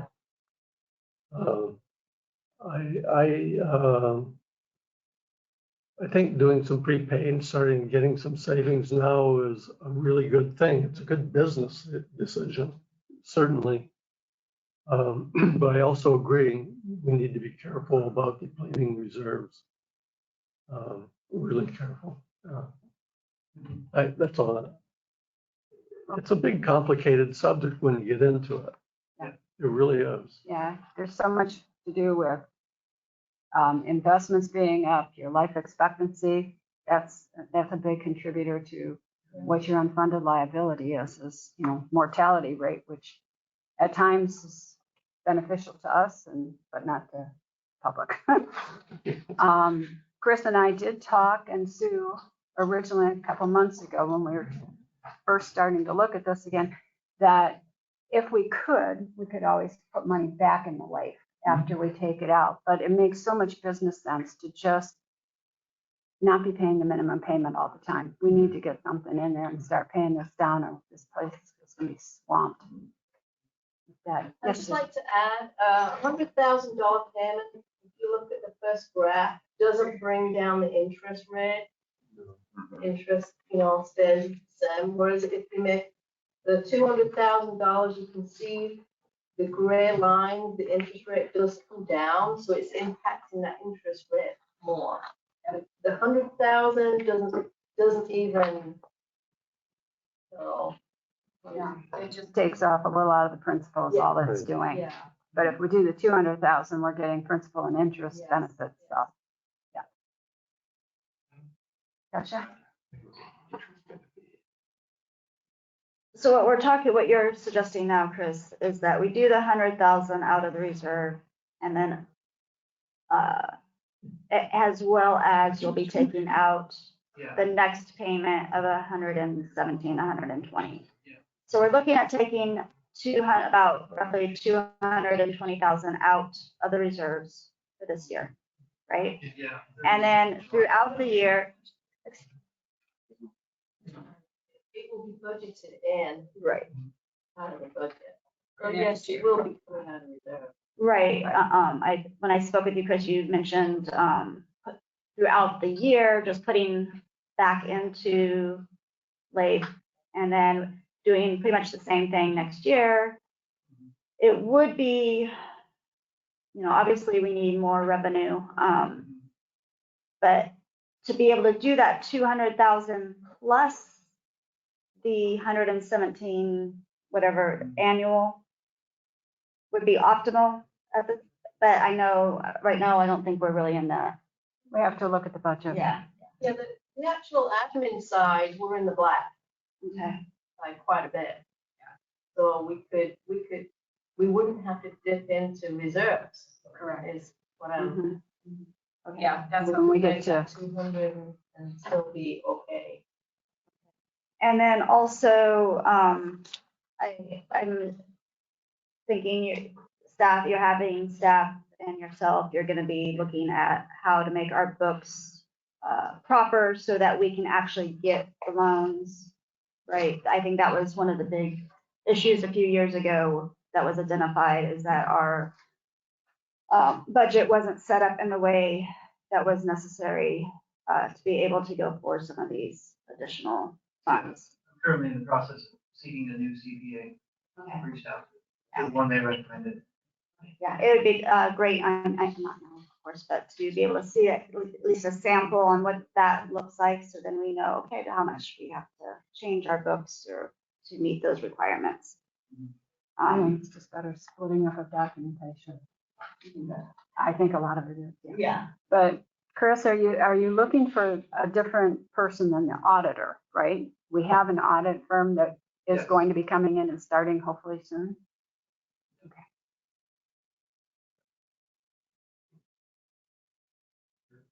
Yeah. I think Kesha was done. I got two questions. So if we do the 200,000 in interest rate drops and then say the following year we could only make minimum payments, does the interest rates go back up? Or will they maintain that interest rate after the 200,000 with bringing down the principal that we owe? Interest rates always vary depending on the market. Okay. Okay. All right. So anything we do start paying down this liability will benefit us in the long run. Yeah. We got more people retiring. There's going to be a lot bigger responsibility for us to be paying more in the future. So the more of our past payments get caught up, the better off we'll be.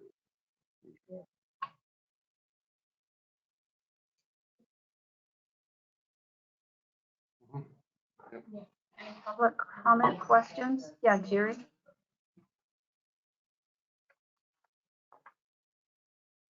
Just a quick question. Could you go to, you're saying the last slide?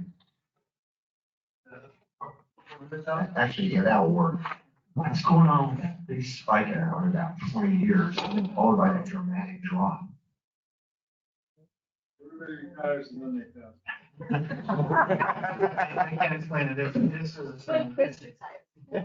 Yeah.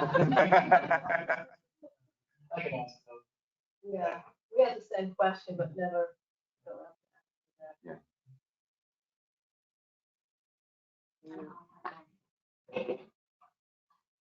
Okay. So what are we doing? Well, Well, I think definitely, I think we should definitely put some towards, like you say, I don't know if, I do like the added benefit of it. I like any part that we can pay down on this principal.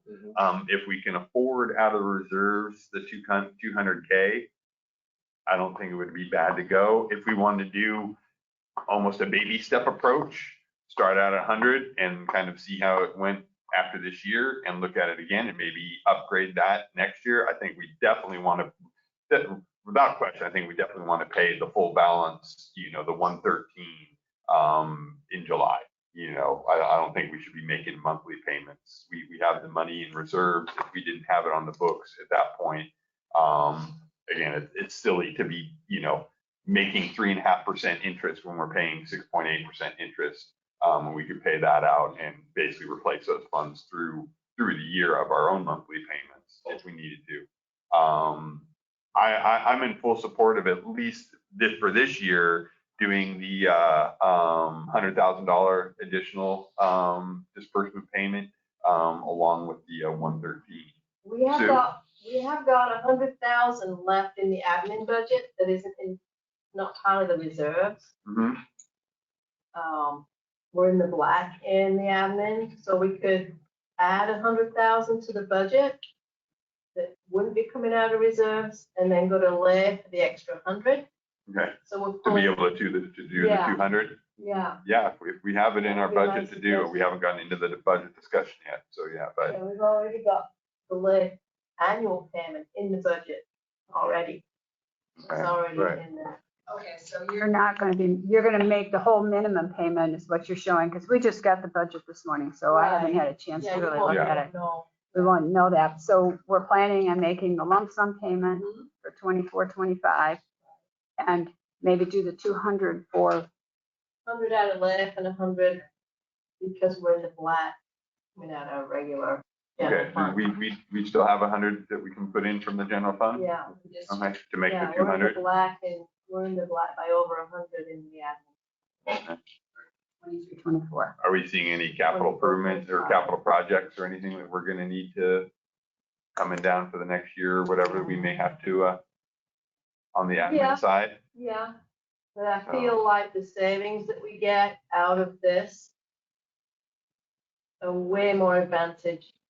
I mean, these capital projects we can work on over the years, they're not something that is needed immediately. We can chip away at those. Okay. Feel like And the possibly amount of find money others. that we could save over the long term with this investment would be. Only $14,000 you're making off the labor. It's next to nothing. No, yeah, no, exactly, yeah.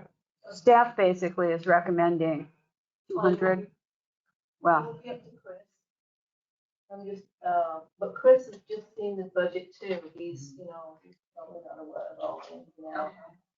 But we have got over 100,000 in admin that isn't allocated.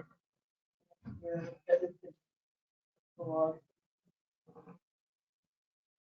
table this until next month when we've had a chance to review everything, or do we want to possibly approve the 100,000 and then look at the budget and see where we go from there? I'm Yeah, all it's- for- I'm all for spending the 1 plus the 1.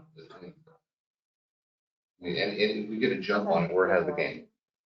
Yeah, I don't know, since we haven't reviewed the budget, I think I would be more comfortable doing 100K now, plus the 113, plus the full payment, and then maybe bring it back next month after we've reviewed the budget, and maybe do an additional.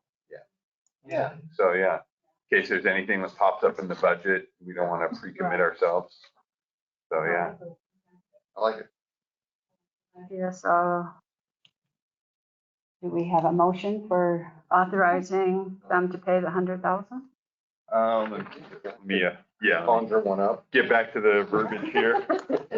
I'm not the wordsmith that Chris is, so. I would move to approve the ADP of $100,000 taken from the LAPE account to achieve the best cost savings option for the district, as well as making the 113 or making the annual payment in one lump sum rather than the monthly payment. And I'll second that. Roll call. Jenna Evans. David Flory. David Summer. Aye. Sasha Bougie. Aye. Jack Harvey. Aye.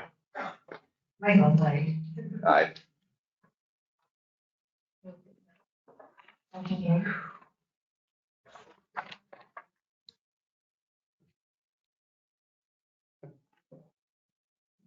Okay, so our next action item is about the budget. And we were just presented with the budget first go round this morning.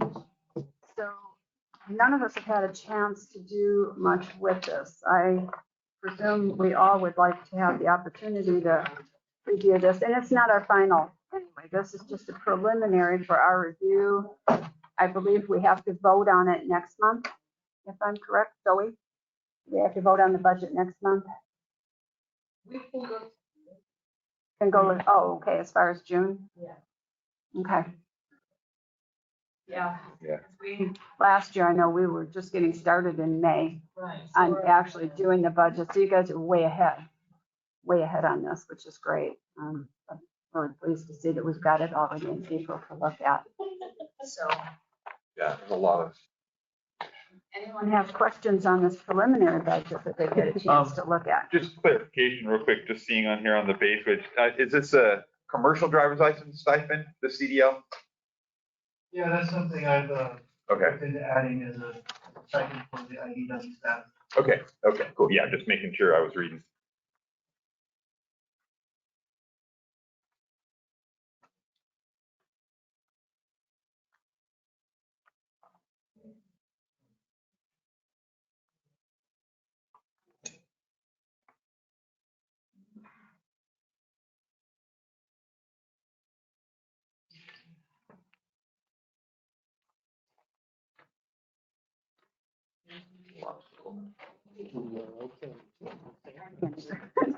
Yeah, sure. No, Mike, anything that you want to ask? No. Okay. Some of us need more time to absorb. Jack's pretty quick down there. Well, I took a preliminary look on the computer. So yeah, it got emailed to us, I think, yesterday, last night. So yeah, like I said, I couldn't sleep after 3 a.m. So that's what I was doing. Yeah, that was my fun morning. So yeah, no, I'm totally good. Bring this back next month so that everybody has a chance to, get a full digestion on it before we can propose any amendments or anything. All right. We want to move along. Chris? Right. Workplace violence that we have to have in place. Okay, so this next item is the adoption of resolution 2409, approving a workplace violence prevention plan. And Session touched on that earlier. This is a new state law signed into effect September last year. Basically, kind of part of the Cal OSHA regime, also part of the illness injury prevention plan. And basically, any employer with greater than 10 employees must have this workplace violence prevention plan. And it's basically, we were actually handed a template from CSDA and able to kind of modify it for our facilities and our staff, so it works out. It's pretty boilerplate.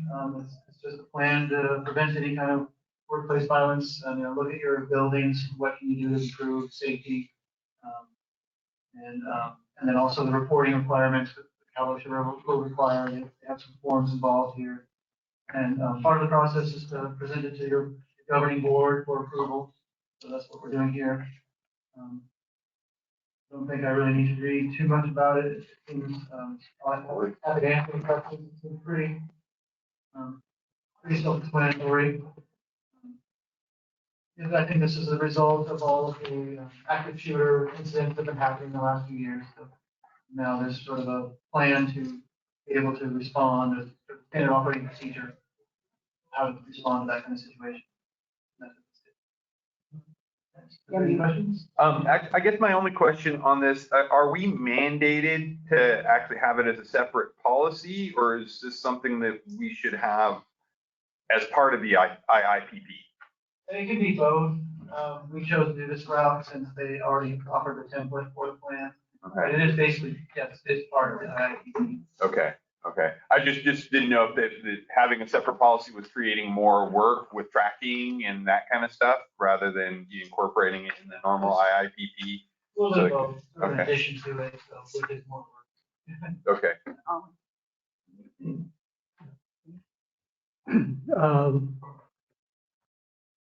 I like it. It's pretty clean and clear, and it looks like it covers all the bases. But there are a couple of little nitpicky things that I think might be changed. Okay. Under the heading policy, the second line right in the middle, there's a, it says, or violent behavior involving any employee, etc. And then down under prohibited acts, the first line toward the end, it says workplace violence by any employee, which is different. By any employee implies that we would tolerate against,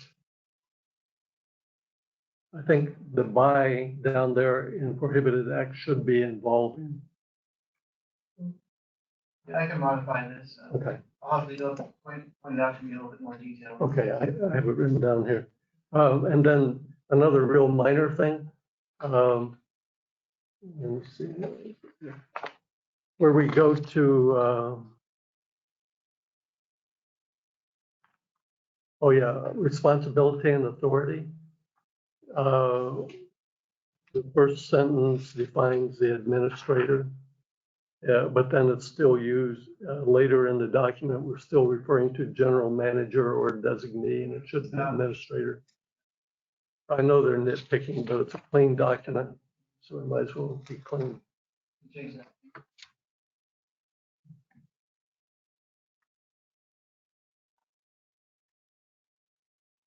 Any questions on this? Not really any questions, just a comment in that I think this has been needed for the district for a very long time, at least for under the last few general managers we've had.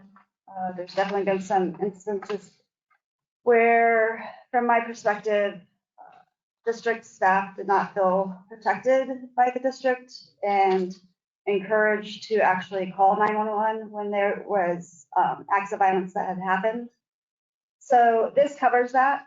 And now it's very clear, it clearly protects district staff in their role to do the right thing, which is call 911 when there's violence happening on district grounds. So I'm glad that it's a law and that Newsom made it possible for us to push us into doing this. It should have been done a while ago, and I'm really happy that it's being done now. Mike, any questions? Okay. This is off the top of my head, so it might not be organized very well, but what Hesha said was really important. I suspect everybody, all the field employees have experienced at least aggression, if not violence, in the field, dealing with customers or other people. And I'm pretty sure everybody who works in this building has experienced violence. So she's right, way overdue, and it's a great thing, but if somebody's going to be violent, they're going to do it before the policy can do anything about it. It's a response policy. It's not really prevention. No, but it protects workers from being retaliated against for calling 911 when needed. And that was not clear before. Yeah, and it appears to be a really good process and organization for dealing with it by employees. Yeah. Okay, that's enough for me. I do have one question. I guess I'm probably playing like devil's advocate here on this one, but just as far as constitutionality here, about the in addition RID prohibits all dangerous weapons, not use prior suppression, accent, everything. Somebody with like a CCW who brings their own firearm, I mean, are we that, that basically just kind of the whole Constitution argument comes up. Are we able to restrict employees from bringing that kind of thing? I mean, obviously, probably onto district property, I would assume, but in their vehicle, that kind of thing. Just something I'm curious on. Good question. I have to look at policy and probably reach out to our legal. Yeah. So. You can restrict it on like corporate. Okay, no, those are just things that I'm not aware of. So on that, so yeah, I just wanted to make sure that we're cool on that one, So, yeah. Okay. Just go to report legal counsel to make sure we're. I think we could pass this right now, but with going back to legal counsel on further addendums if we wanted to do that, or do you want to table it until, when do we have to have this in place and voted on? This is due July 1st. So do you want to table until next month and you'll contact legal counsel at CSDA? The CSDA are the ones who. I'm like, yeah, if did the CSDA template. brought this up, I'm sure they run it through on their legal end. I would So think yeah. so, So This is a that was template just we the got only from thing that struck out at me when I read this whole thing. It was just like, what kind of a pushback could we get on that? So yeah, I mean, I'm not against it at all. So yeah. We could either bring it back with the changes or approve it with the changes, kind of like we did the MOA with the county mower last time. Mhm. Approved it with the changes I made afterward. You recommended like the typos, verbiage, and then reach out to legal on the CCW. Okay. Okay. Yeah. That'd be, yeah. I mean, yeah. So, yeah, again, like I said, I think that it's great policy. It's obviously, we've had history and it's something that needs to be in place. Yeah, again, like I said, the only other thing I had was whether you're making more work putting this into two different, basically having the IIPP and then this as a separate entity. If you want to draw it together, that way you only have like one, you can all be in the same kind of training. You only have one training log and record keeping and stuff. But yeah, that's my only other idea on that.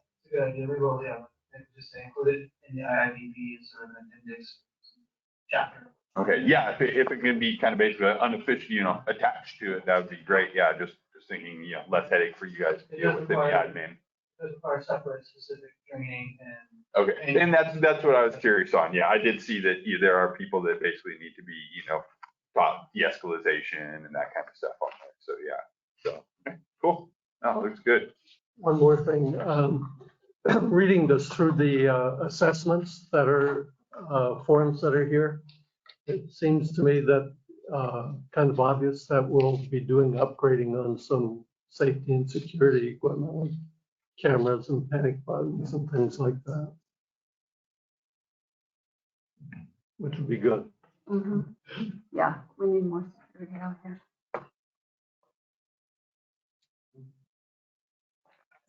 To get into the budget question, things like some of these upgrades that we have to do for this policy, panic buttons, which I presume we're going to put in the office for sure.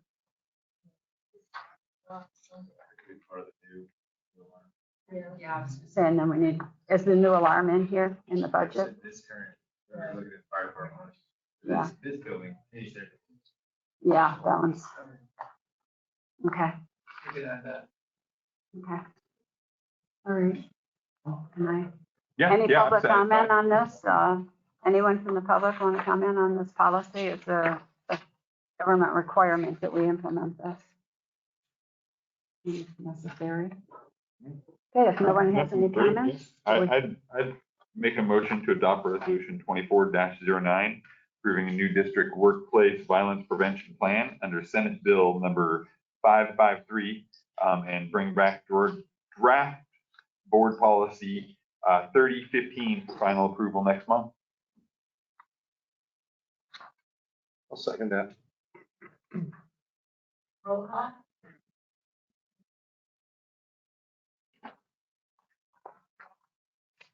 Janet Evans. Aye. Doug Hargrave. Aye. David Summers. Aye. Mike Solari. Aye.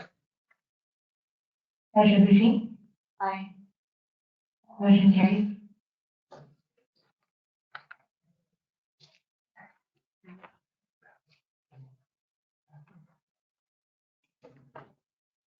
Okay.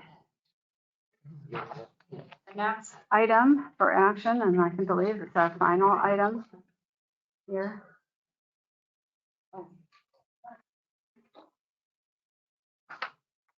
Is to consider the Cove Area Senior Outreach Clubhouse rental agreement.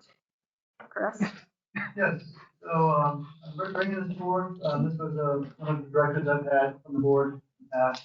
I know it's been addressed before I came on to provide a little bit of background. Prior to the COVID-19 pandemic, the First Five Playgroup, Cribbage, and the Pioneers utilized the lower office space of the clubhouse called the Salmon Room. These organizations operated with formal rental agreements, including signed contracts and liability insurance coverage, according to District Policy 3080, Public Facilities Use and Rental. During the COVID-19 pandemic, these organizations ceased in-person operations, and the Salmon Room of the clubhouse became vacant. As community needs developed, the Community Pantry and Cove Area Senior Outreach, CASO, began operating in the Salmon Room. They functioned without any formal agreements with the district for evidence of liability insurance coverage.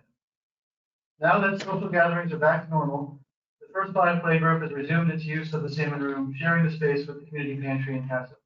This has the potential to negatively impact each group as the space is thereby limited and the security of each group's supplies becomes vulnerable.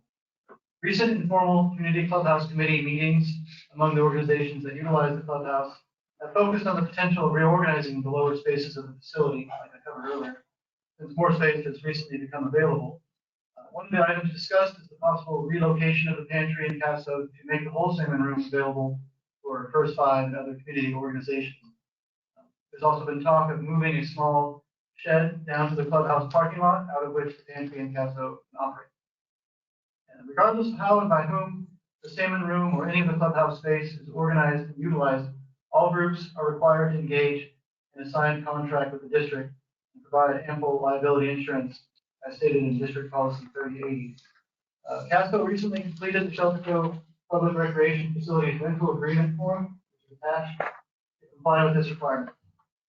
And per item number 3 of the form, Casco has requested modification of the terms and fees and is now applying for approval from the board. Alternatively, Casco has also suggested formulating a separate memorandum of understanding, MOU, with the district in lieu of the rental agreement. I know Michael Shadow Casco is here today to answer any questions as well as I can. With that, are there any questions on this? Yeah, any questions on this? I'm curious with the First Five. I know with the Pioneers, we go through the normal rental agreements and stuff. With Humboldt First Five, are they an MOU or do they just have a normal rental agreement? They have a normal rental. They have a normal rental agreement. Okay. Yeah, I mean, honestly, one of my biggest concerns on here is it seems that they want to hold no liability, pay no fees, which is fine. You know, it being a community thing, we waive fees for a lot of other people, but everybody covers liability insurance.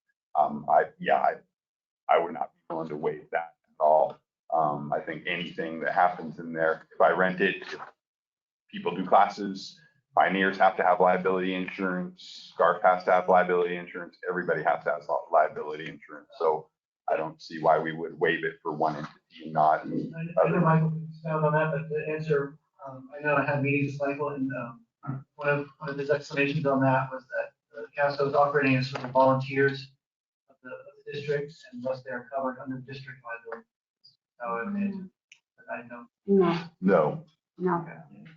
How are you? You're not employed by the district, as we already determined. We can't have volunteers on the district. So okay.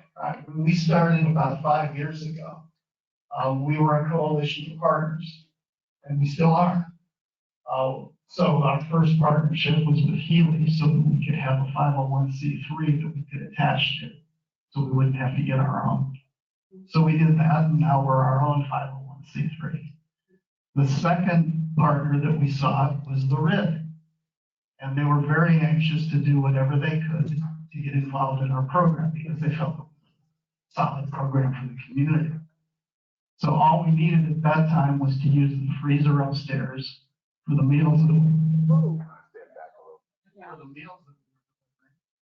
and we needed a place for our drivers to come and pick up the meals. So we were allowed to use that space upstairs. So what did we do for that? Well, we provided the services that we had promised to the community, and that's been 7,000 meals that we've delivered, and we've helped dozens of people through the pantry program. The pantry program started about a year later, and COVID was in effect, so the upstairs wasn't being used, so the pantry went in there temporarily. And when COVID passed and the room needed to be rented again, because we're not renters, we were asked to move downstairs. We didn't choose to move downstairs. We were asked to move downstairs, which is what we did. As I pointed out, we're not renters. When we did rent the upstairs room for our fundraiser, we filled out this form. And it was applicable to everything that had to do with our fundraiser because we were renting it. We're not renters here. This form isn't applicable to us, and that's why it's so highly redacted. And the reason it comes before you is that it's highly redacted. So, you need to take a look at it because of that. I would urge you to reject it. I think that it's just an improper form for of what we do. Now, when the library moved from Pioneers to RID, this is my understanding of what happened with the insurance. The insurance carrier was asked if they needed additional coverage for the library and the pantry. We were downstairs by them.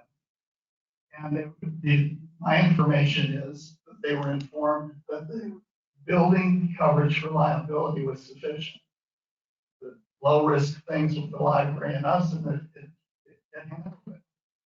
And what about the volunteers? The volunteers are treated as volunteers of RID, and so they're covered under workers' comp with no additional premium. That's my understanding of it. If that's wrong, it's wrong. I'm very happy to do an agreement. I'm happy to do a contract, MOU, whatever you want. But this rental agreement just isn't appropriate.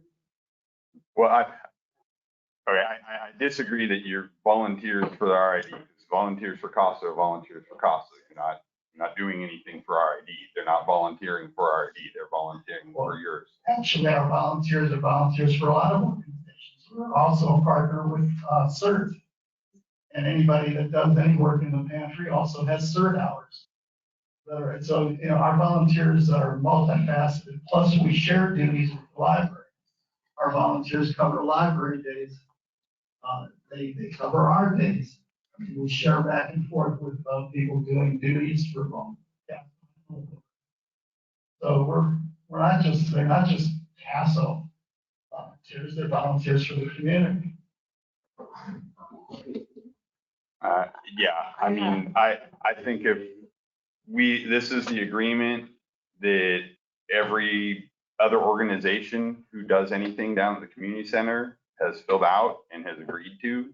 I don't feel right that we should make something special just for CASO. If we do, I mean, you're renting the space without fee already because you're using the space. That's rental.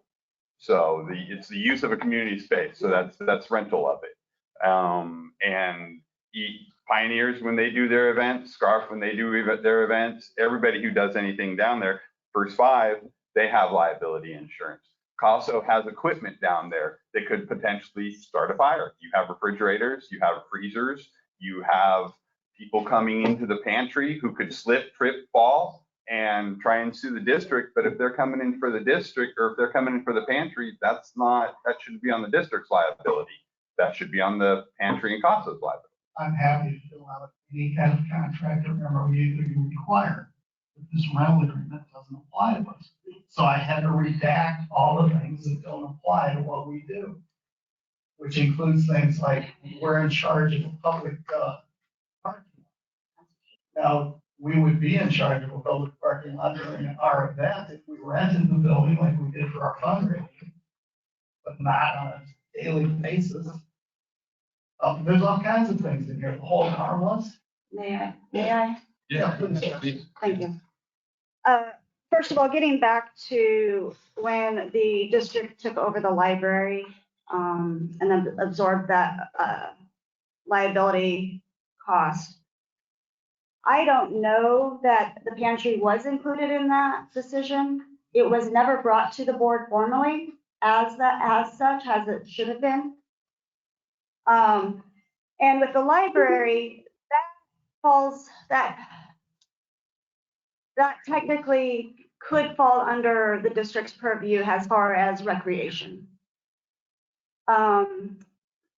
CASO, the pantry, is not under the district purview of what our mission statement is. So I'm even more concerned about what I just heard, in that the volunteers for CASO fall under our workman's comp. Like, how does that affect our liability? That's the first time I've ever heard that. They're volunteers of the RID. No, they're not. There's no, wait, hold on. They are not. The important thing is there was no increase in premium to cover them. Again, I don't know that to be true because I don't know that was actually presented to the insurance company on such That's what I was matter. told. I'm sure that's what you were told. We were told a lot of things during that time that were not true. Secondly, to say that from my perspective, it comes down to liability. And that is that to say that the district assumes all the real liability for the pantry is not quite, like I said, it's not under our purview, but that is also like you're serving food. And so say somebody gets food poisoning, who's going to be held liable for that? If that would be us, if you guys don't have your liability insurance. No, that isn't what would happen. Okay. Possibly, Okay, just let me, and then I'll let you respond. The other part is, it's not about you making sure the parking lot is safe every day, all day long. It's making sure that the parking lot and the accesses are open the way they need to be during your time of the pantry hours. That, anybody that's using that space would be required to do the same thing. So again, you're right in that, from my perspective, this rental agreement would cover you perfectly well, just not with all the reductions. It's the same thing. All pioneers, they do fundraising for cancer patients, for low-income people in the community. They also scholarships, SCARF. We don't charge them for clubhouse rentals, but they have their liability insurance. So I think the liability insurance is just a very basic request or requirement from the nonprofits in the community. And when we rented the space, we did provide it. Right. Because we were renting the space upstairs for a fundraiser. And that's not what we're doing now. We're partners with RIA. There has never been a formal partnership made. I don't have a formal partnership agreement with any of our partners. That's how coalitions of partners work. Not with government agencies. There's just too much exposure. If there was a situation where it should have been documented. It should have been brought before the board, because this isn't something that could have just happened. It has to be documented. You know as well as anybody, Michael, since you're a lawyer, if it isn't in writing, it didn't happen. And this board looks at this and we see all this redaction. Now you're trying to tell us the volunteers are our responsibility and on our workman's comp, and I don't believe that's the case, and I don't know how that could be. Those of us that are RID sponsored with the fire department, we had to go through workman's comp. We had to do that special swear in and everything to do that. It's not taken lightly, and we are Nick's responsibility from CERT. To just say, oh, well, my volunteers, no matter who they are, fall under the RID, to me is just unbelievable, and I don't see how we can allow that to happen. You are now a 501c on your own, which I would presume you have liability insurance. No, we don't.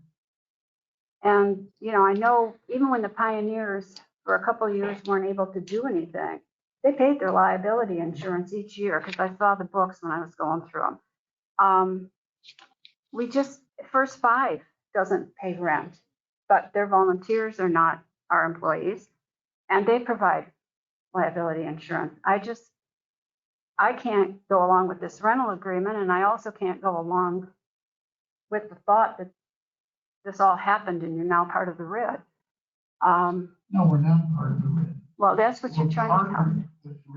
Well, it's a completely different thing. You're not. I don't see how you could be on our insurance if you're partnered with us. You need to bring your partnership piece to the table with your liability insurance.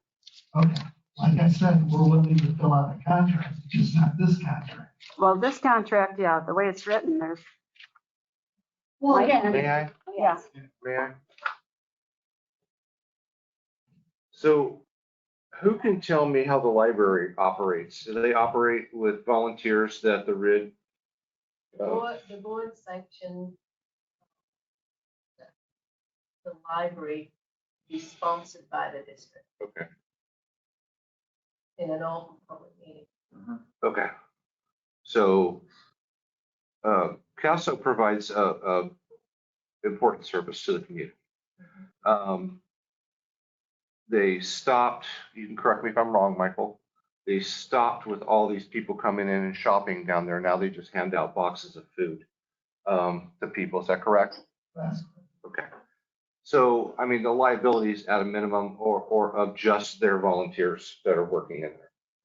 I think we could possibly take another look at this, create an MOU and a partnership with Mr. Shad, who is providing a service to our less fortunate community members that, you know, I think it's important to us to at least explore that and see if that's something we could take a look at. If there is no cost to the district and we partner with them and it stays the same with just boxes of food they hand out and that's it. I think it's something we could at least look at for him and the community. Yeah. It's not, it's, the exposure is also not just with their, with your volunteers, it's also like, let's say you have electrical equipment down in the pantry. Let's say something shorts out, it starts a fire. Okay, so who's held responsible? It would be the district. So there's other liability issues besides just the volunteers. And it really goes with the fact that that space down there, you know, this is what the district has shown up for, is that we provided the facility rent-free.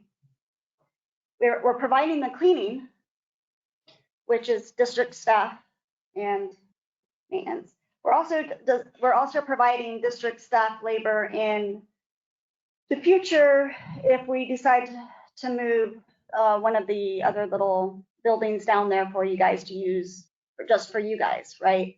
So you're not paying any bill, you don't have any electricity, you don't bills, and you don't have any rental fees.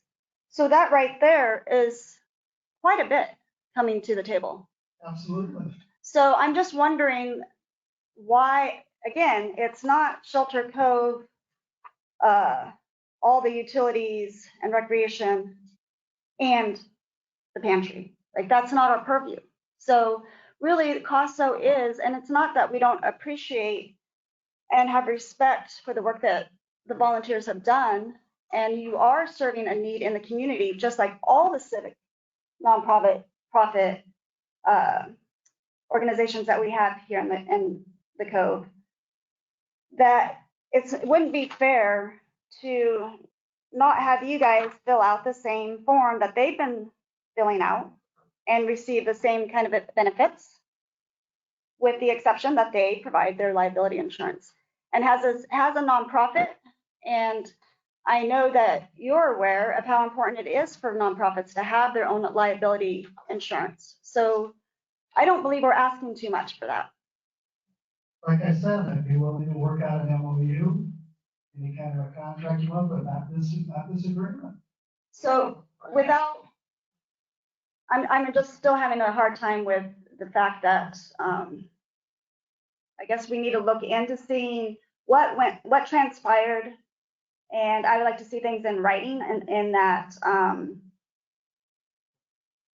not really comfortable with the district absorbing CASO has a liability.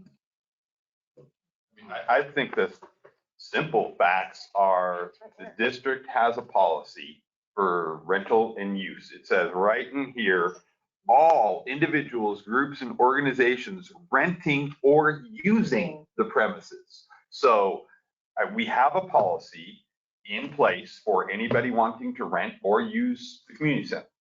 We have an agreement on hand that apparently everybody who is using the community center has signed and agreed to. I do not feel that special verbiage needs to be made up for CASO. If CASO doesn't want to agree to the district's policy and rental agreement, well, CASO is welcome to find its own home. You know, the district has been providing this home rent-free, power-free, everything free for 4 years now with no agreement on file, no agreement on board.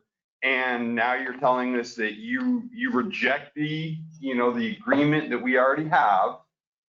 Well, I'm sorry, I'm of the mind that this is what we have.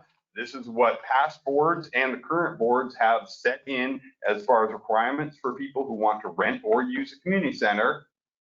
I think it's pretty, open and shut that if you want to use it, cool. If you want to make some amendments as far as fees and stuff, great. We've been amiable to that in the past.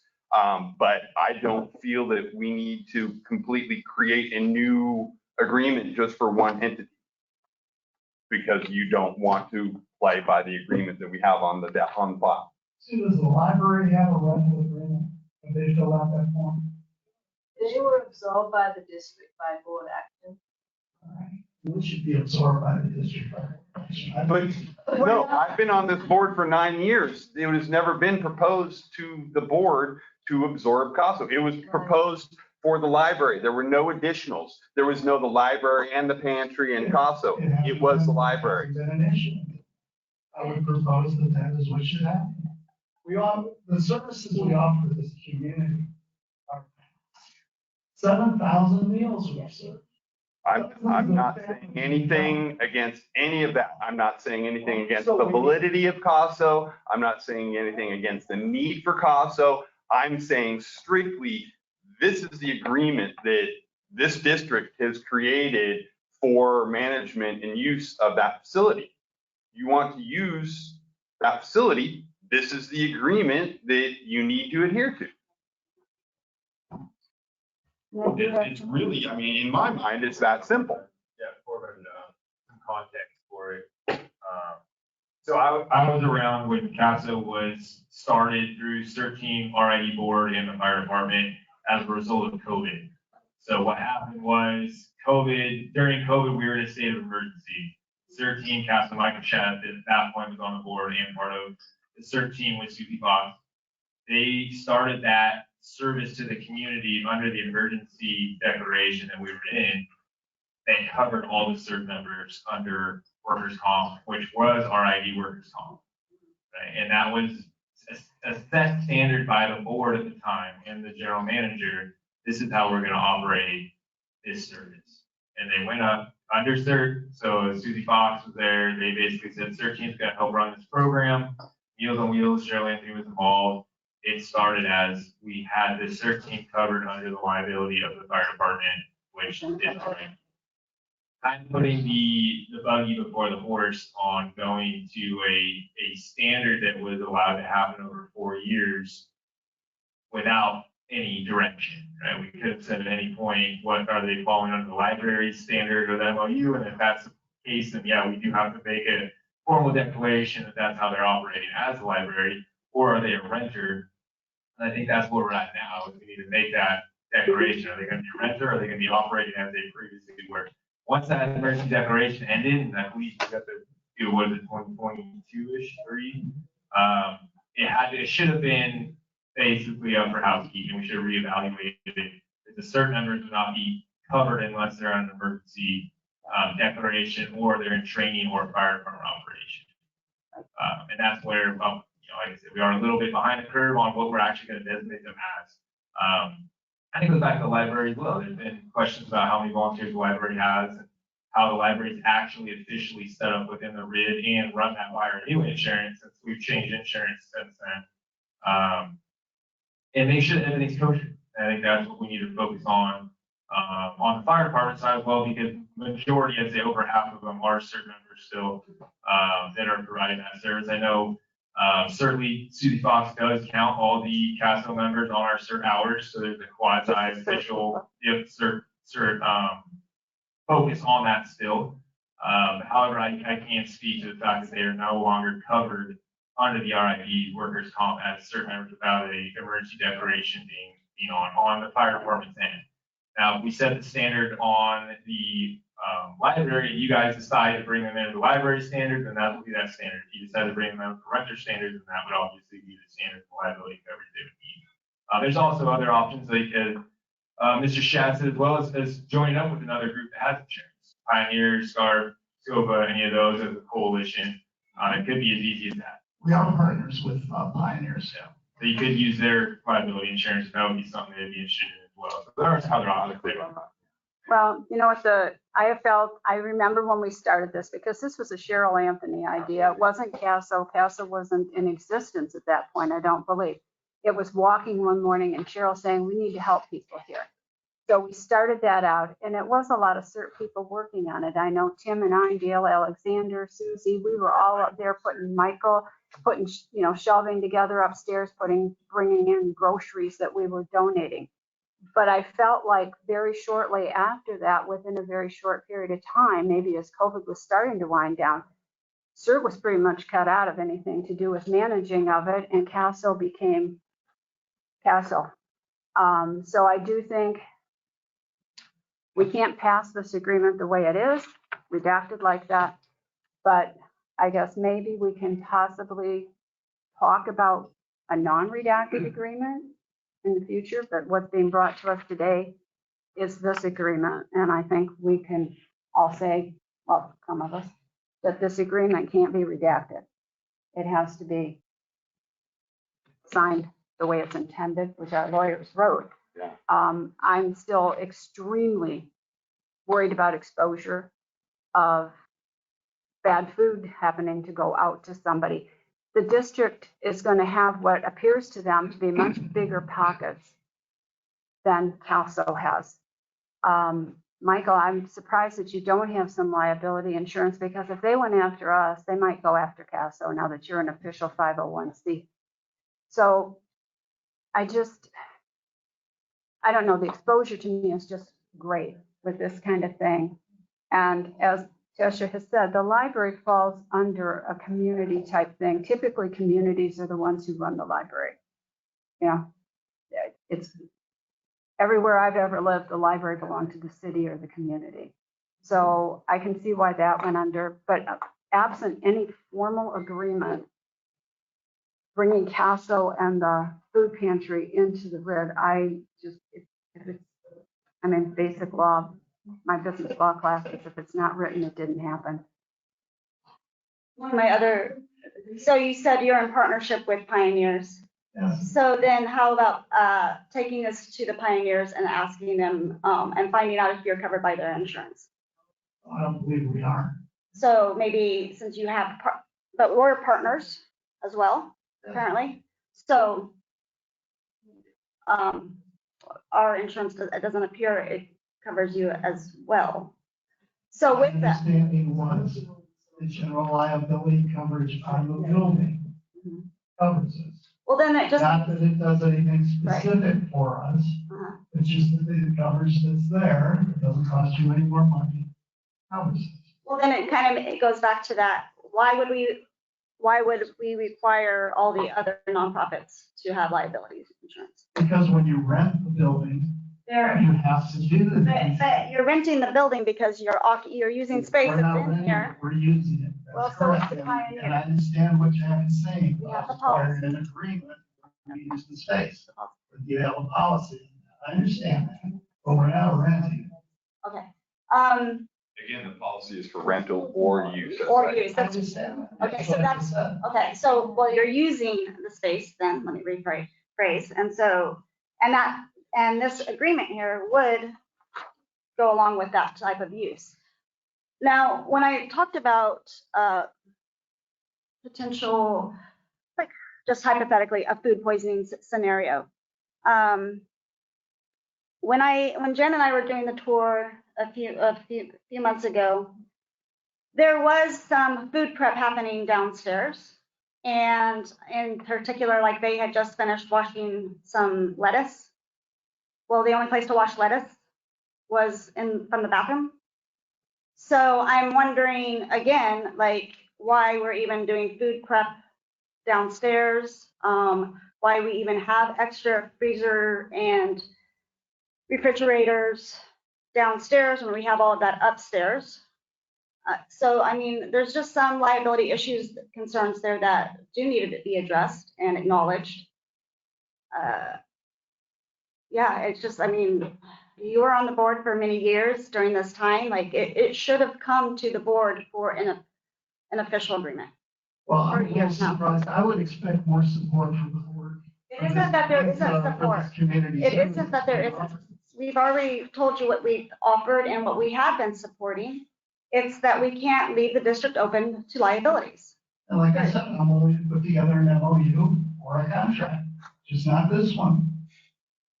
Are you willing to provide insurance in that contract? Well, we can't afford it. You know, we work at a deficit every month. We're anywhere between $300 and $500 short every month from donations that we take in. But we're still providing services to the community. Well, that's where. So we don't have money. Well, that's where the fundraising, just like all the other community nonprofits, they do fundraisers. And when we did, we signed a rental agreement. And you would, exactly, but you have the opportunity to do more fundraising for that insurance, just like Pioneers. That's part of their fundraising is they have to cover their liability insurance. It's kind of a bare minimum requirement from my Like I said, we're point of view. willing to put together an MOU. We're willing to put together a contract. And that would cover the policy for use. We're not renting, we're using. And so we would be happy to do something that applies to that. So Have a policy. first 5 feet, they do not rent, they use. I don't know what first five is. Well, we're letting. First five apparently has a contract, they've had it for years. They have this agreement right I here. don't think so. Yes, they do. They This have is a the guarantee. rental agreement? This is the rental, yes, this is the What I rental. just asked at the beginning of this Well, discussion. Piper has asked for copies of it, can't get it, she says, so. All right, so I don't know what they have. Well, we're letting you know My it's this. impression was that there was a contract. for first five. This is a contract, Yeah, I know it's a contract. so that's what it is.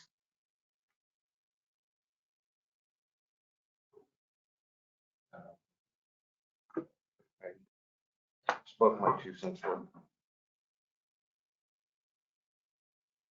I'll open up to. Yeah, any public Any comment? comments? I'm ready to make a motion. Yeah, any public comment? Well, without any public comment, I would move to maintain the rental agreement as written by the district and require liability insurance coverage from CASA. I'll second that. Roll call? Hannah Evans, Aye. Eric Hargrave, Aye. David Summer, Aye. Mike Solari, No. Measure Machine. Aye. Motion carries.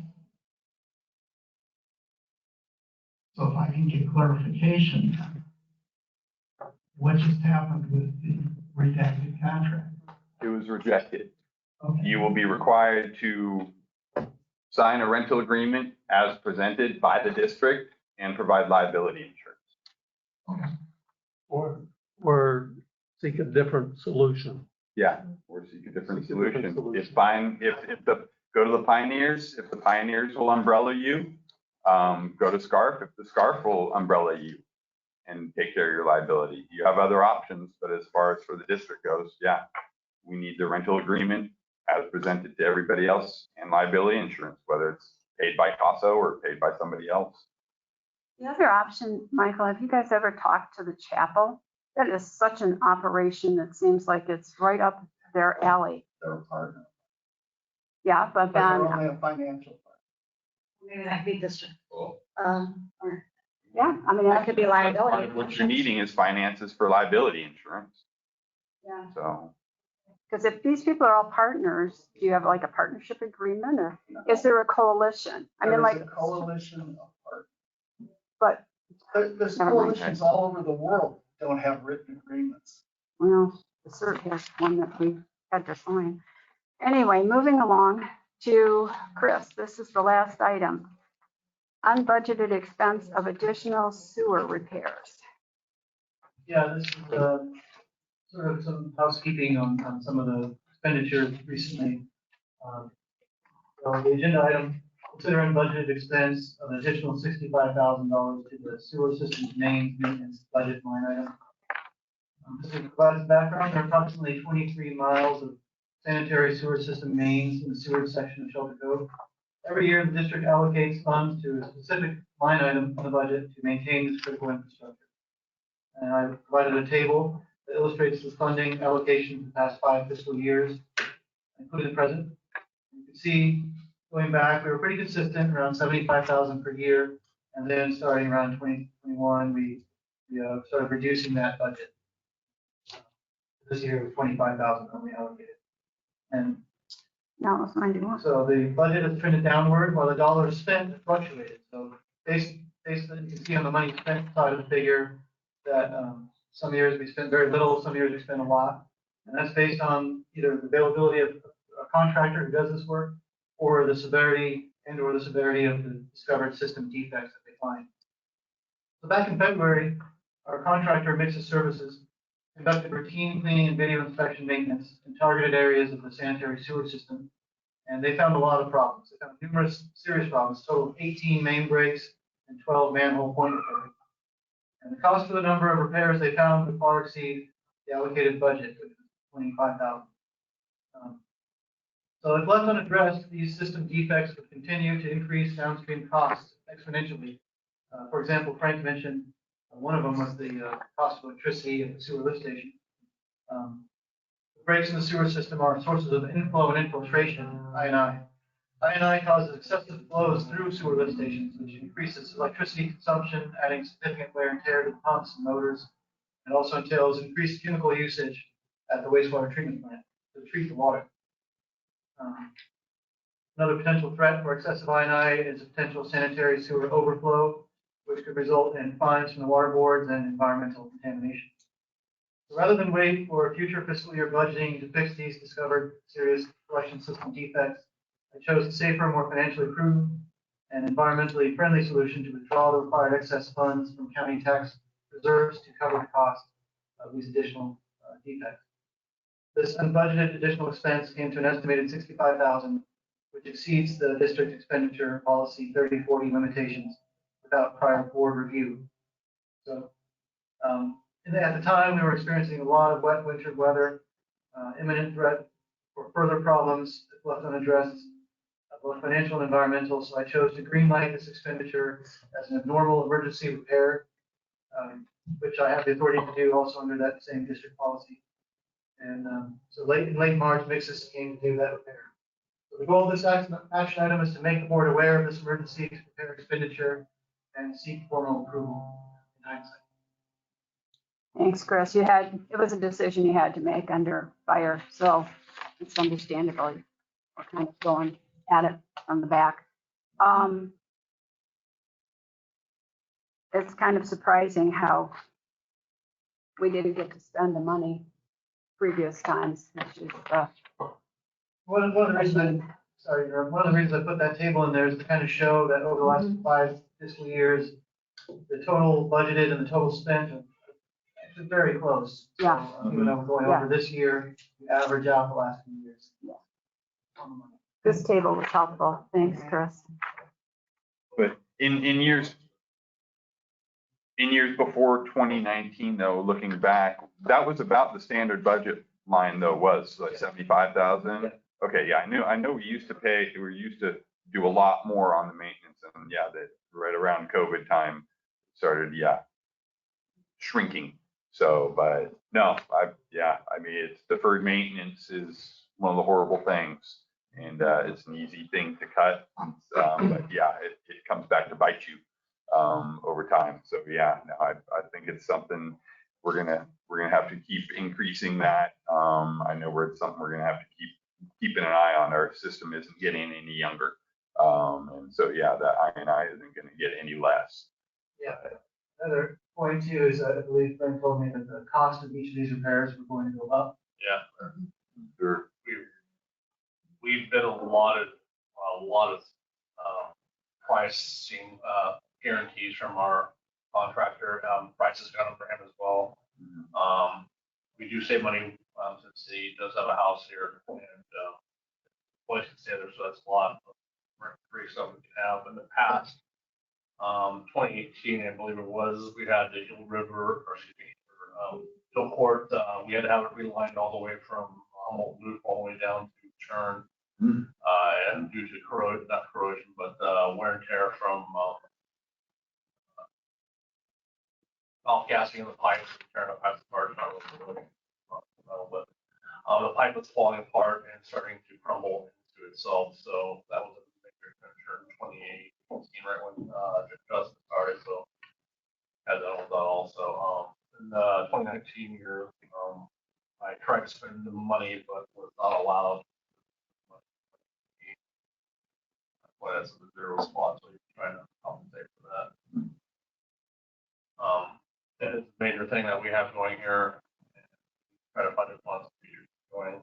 We wanted a little bit more this next fiscal year, but still just a drop in the basket. So what we wanted for the next budget year will probably use for cleaning the sewer mains, which have been not able to be kept up on in the years past also. So it's one thing or the other. If we find sewer leaks, it's usually going to be emergency funding. So right now we're trying to catch up on cleaning the sewer mains, all the grease, oils, everything else that catches in the main creates a lot. It's so.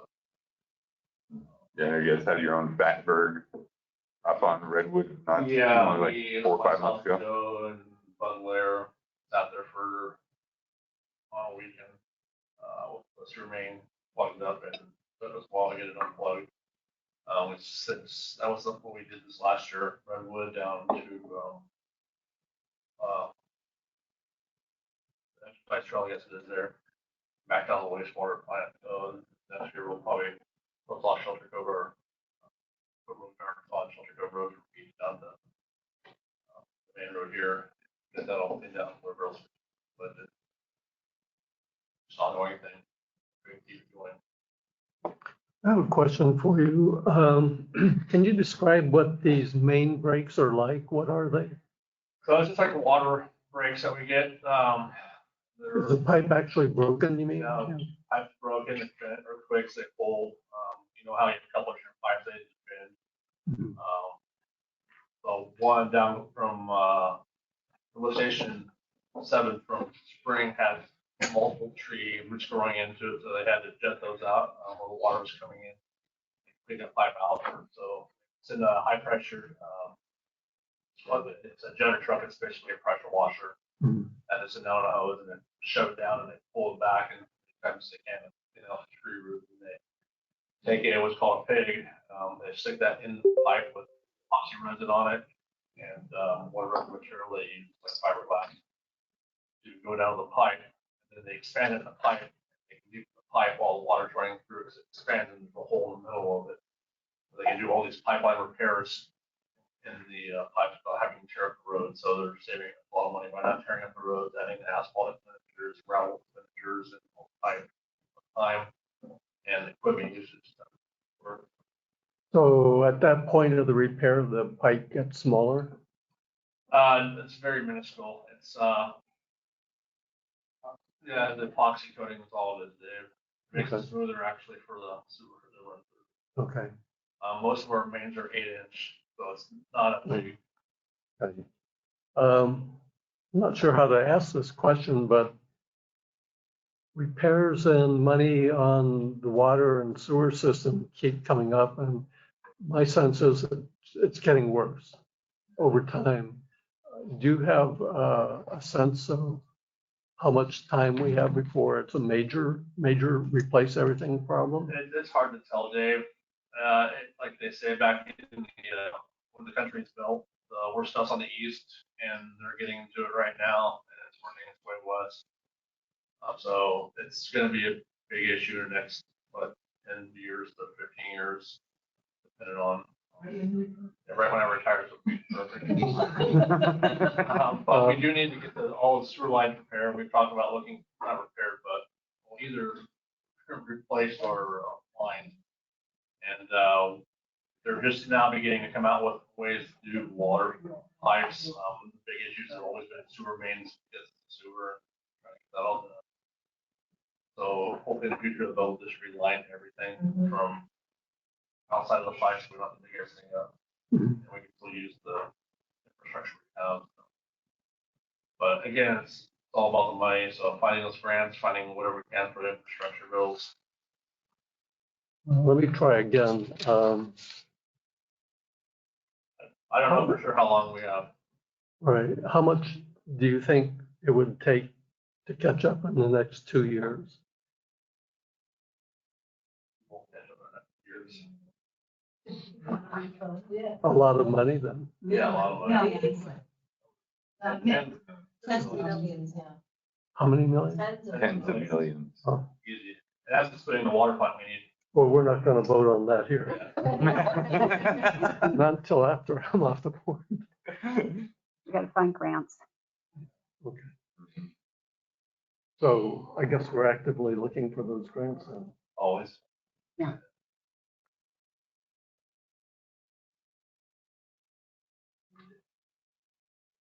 I have a comment, or question, but this is definitely something necessary. Frank kind of ran this through with me a while ago. It's definitely needed. Deferred maintenance on these systems is not a good thing. I mean, we could have sinkholes, we could have all kinds of other issues that come to light because of deferred maintenance on these systems. So I'd like to see us maybe try to get ahead of this if we can. If we gotta spend a few extra bucks and it helps us get ahead of it, save us a lot of money down the road with sinkholes and other sort of damage to our infrastructure. So a lot of them we're getting from the county roads also. See sinkholes and drainage involved. If you go down by the eightplex under the apartment complex, that it's on 4 Point there, and just drive south of it. There's a nice little indentation in the road. Yeah. It's gotten worse in the years since I started here. We video it, and the cameras always goes under water, and we video that part of this remains since I've been here.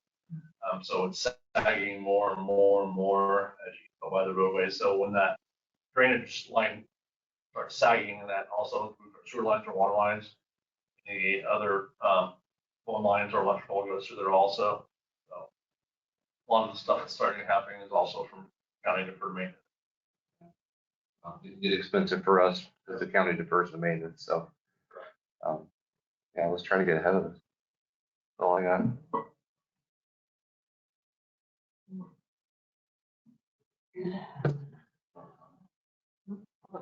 Public comment? Anybody that's left? Okay. If no public comment, Jack, do you want to do the honors again? Sure. I would move to formally approve the unbudgeted expense of an additional $65,000 to the sewer system mains maintenance budget line item. I'll second that. Roll call? Hannah Evans. Aye. Mark Hargrave. Aye. David Summer. Aye. Michael Solari.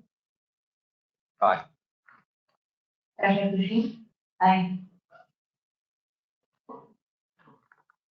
Motion passes. Motion carries.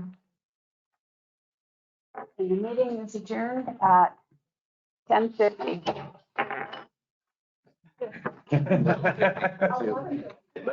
God, that was just wishful thinking. Wishful, yeah, I was gonna say wishful thinking for you.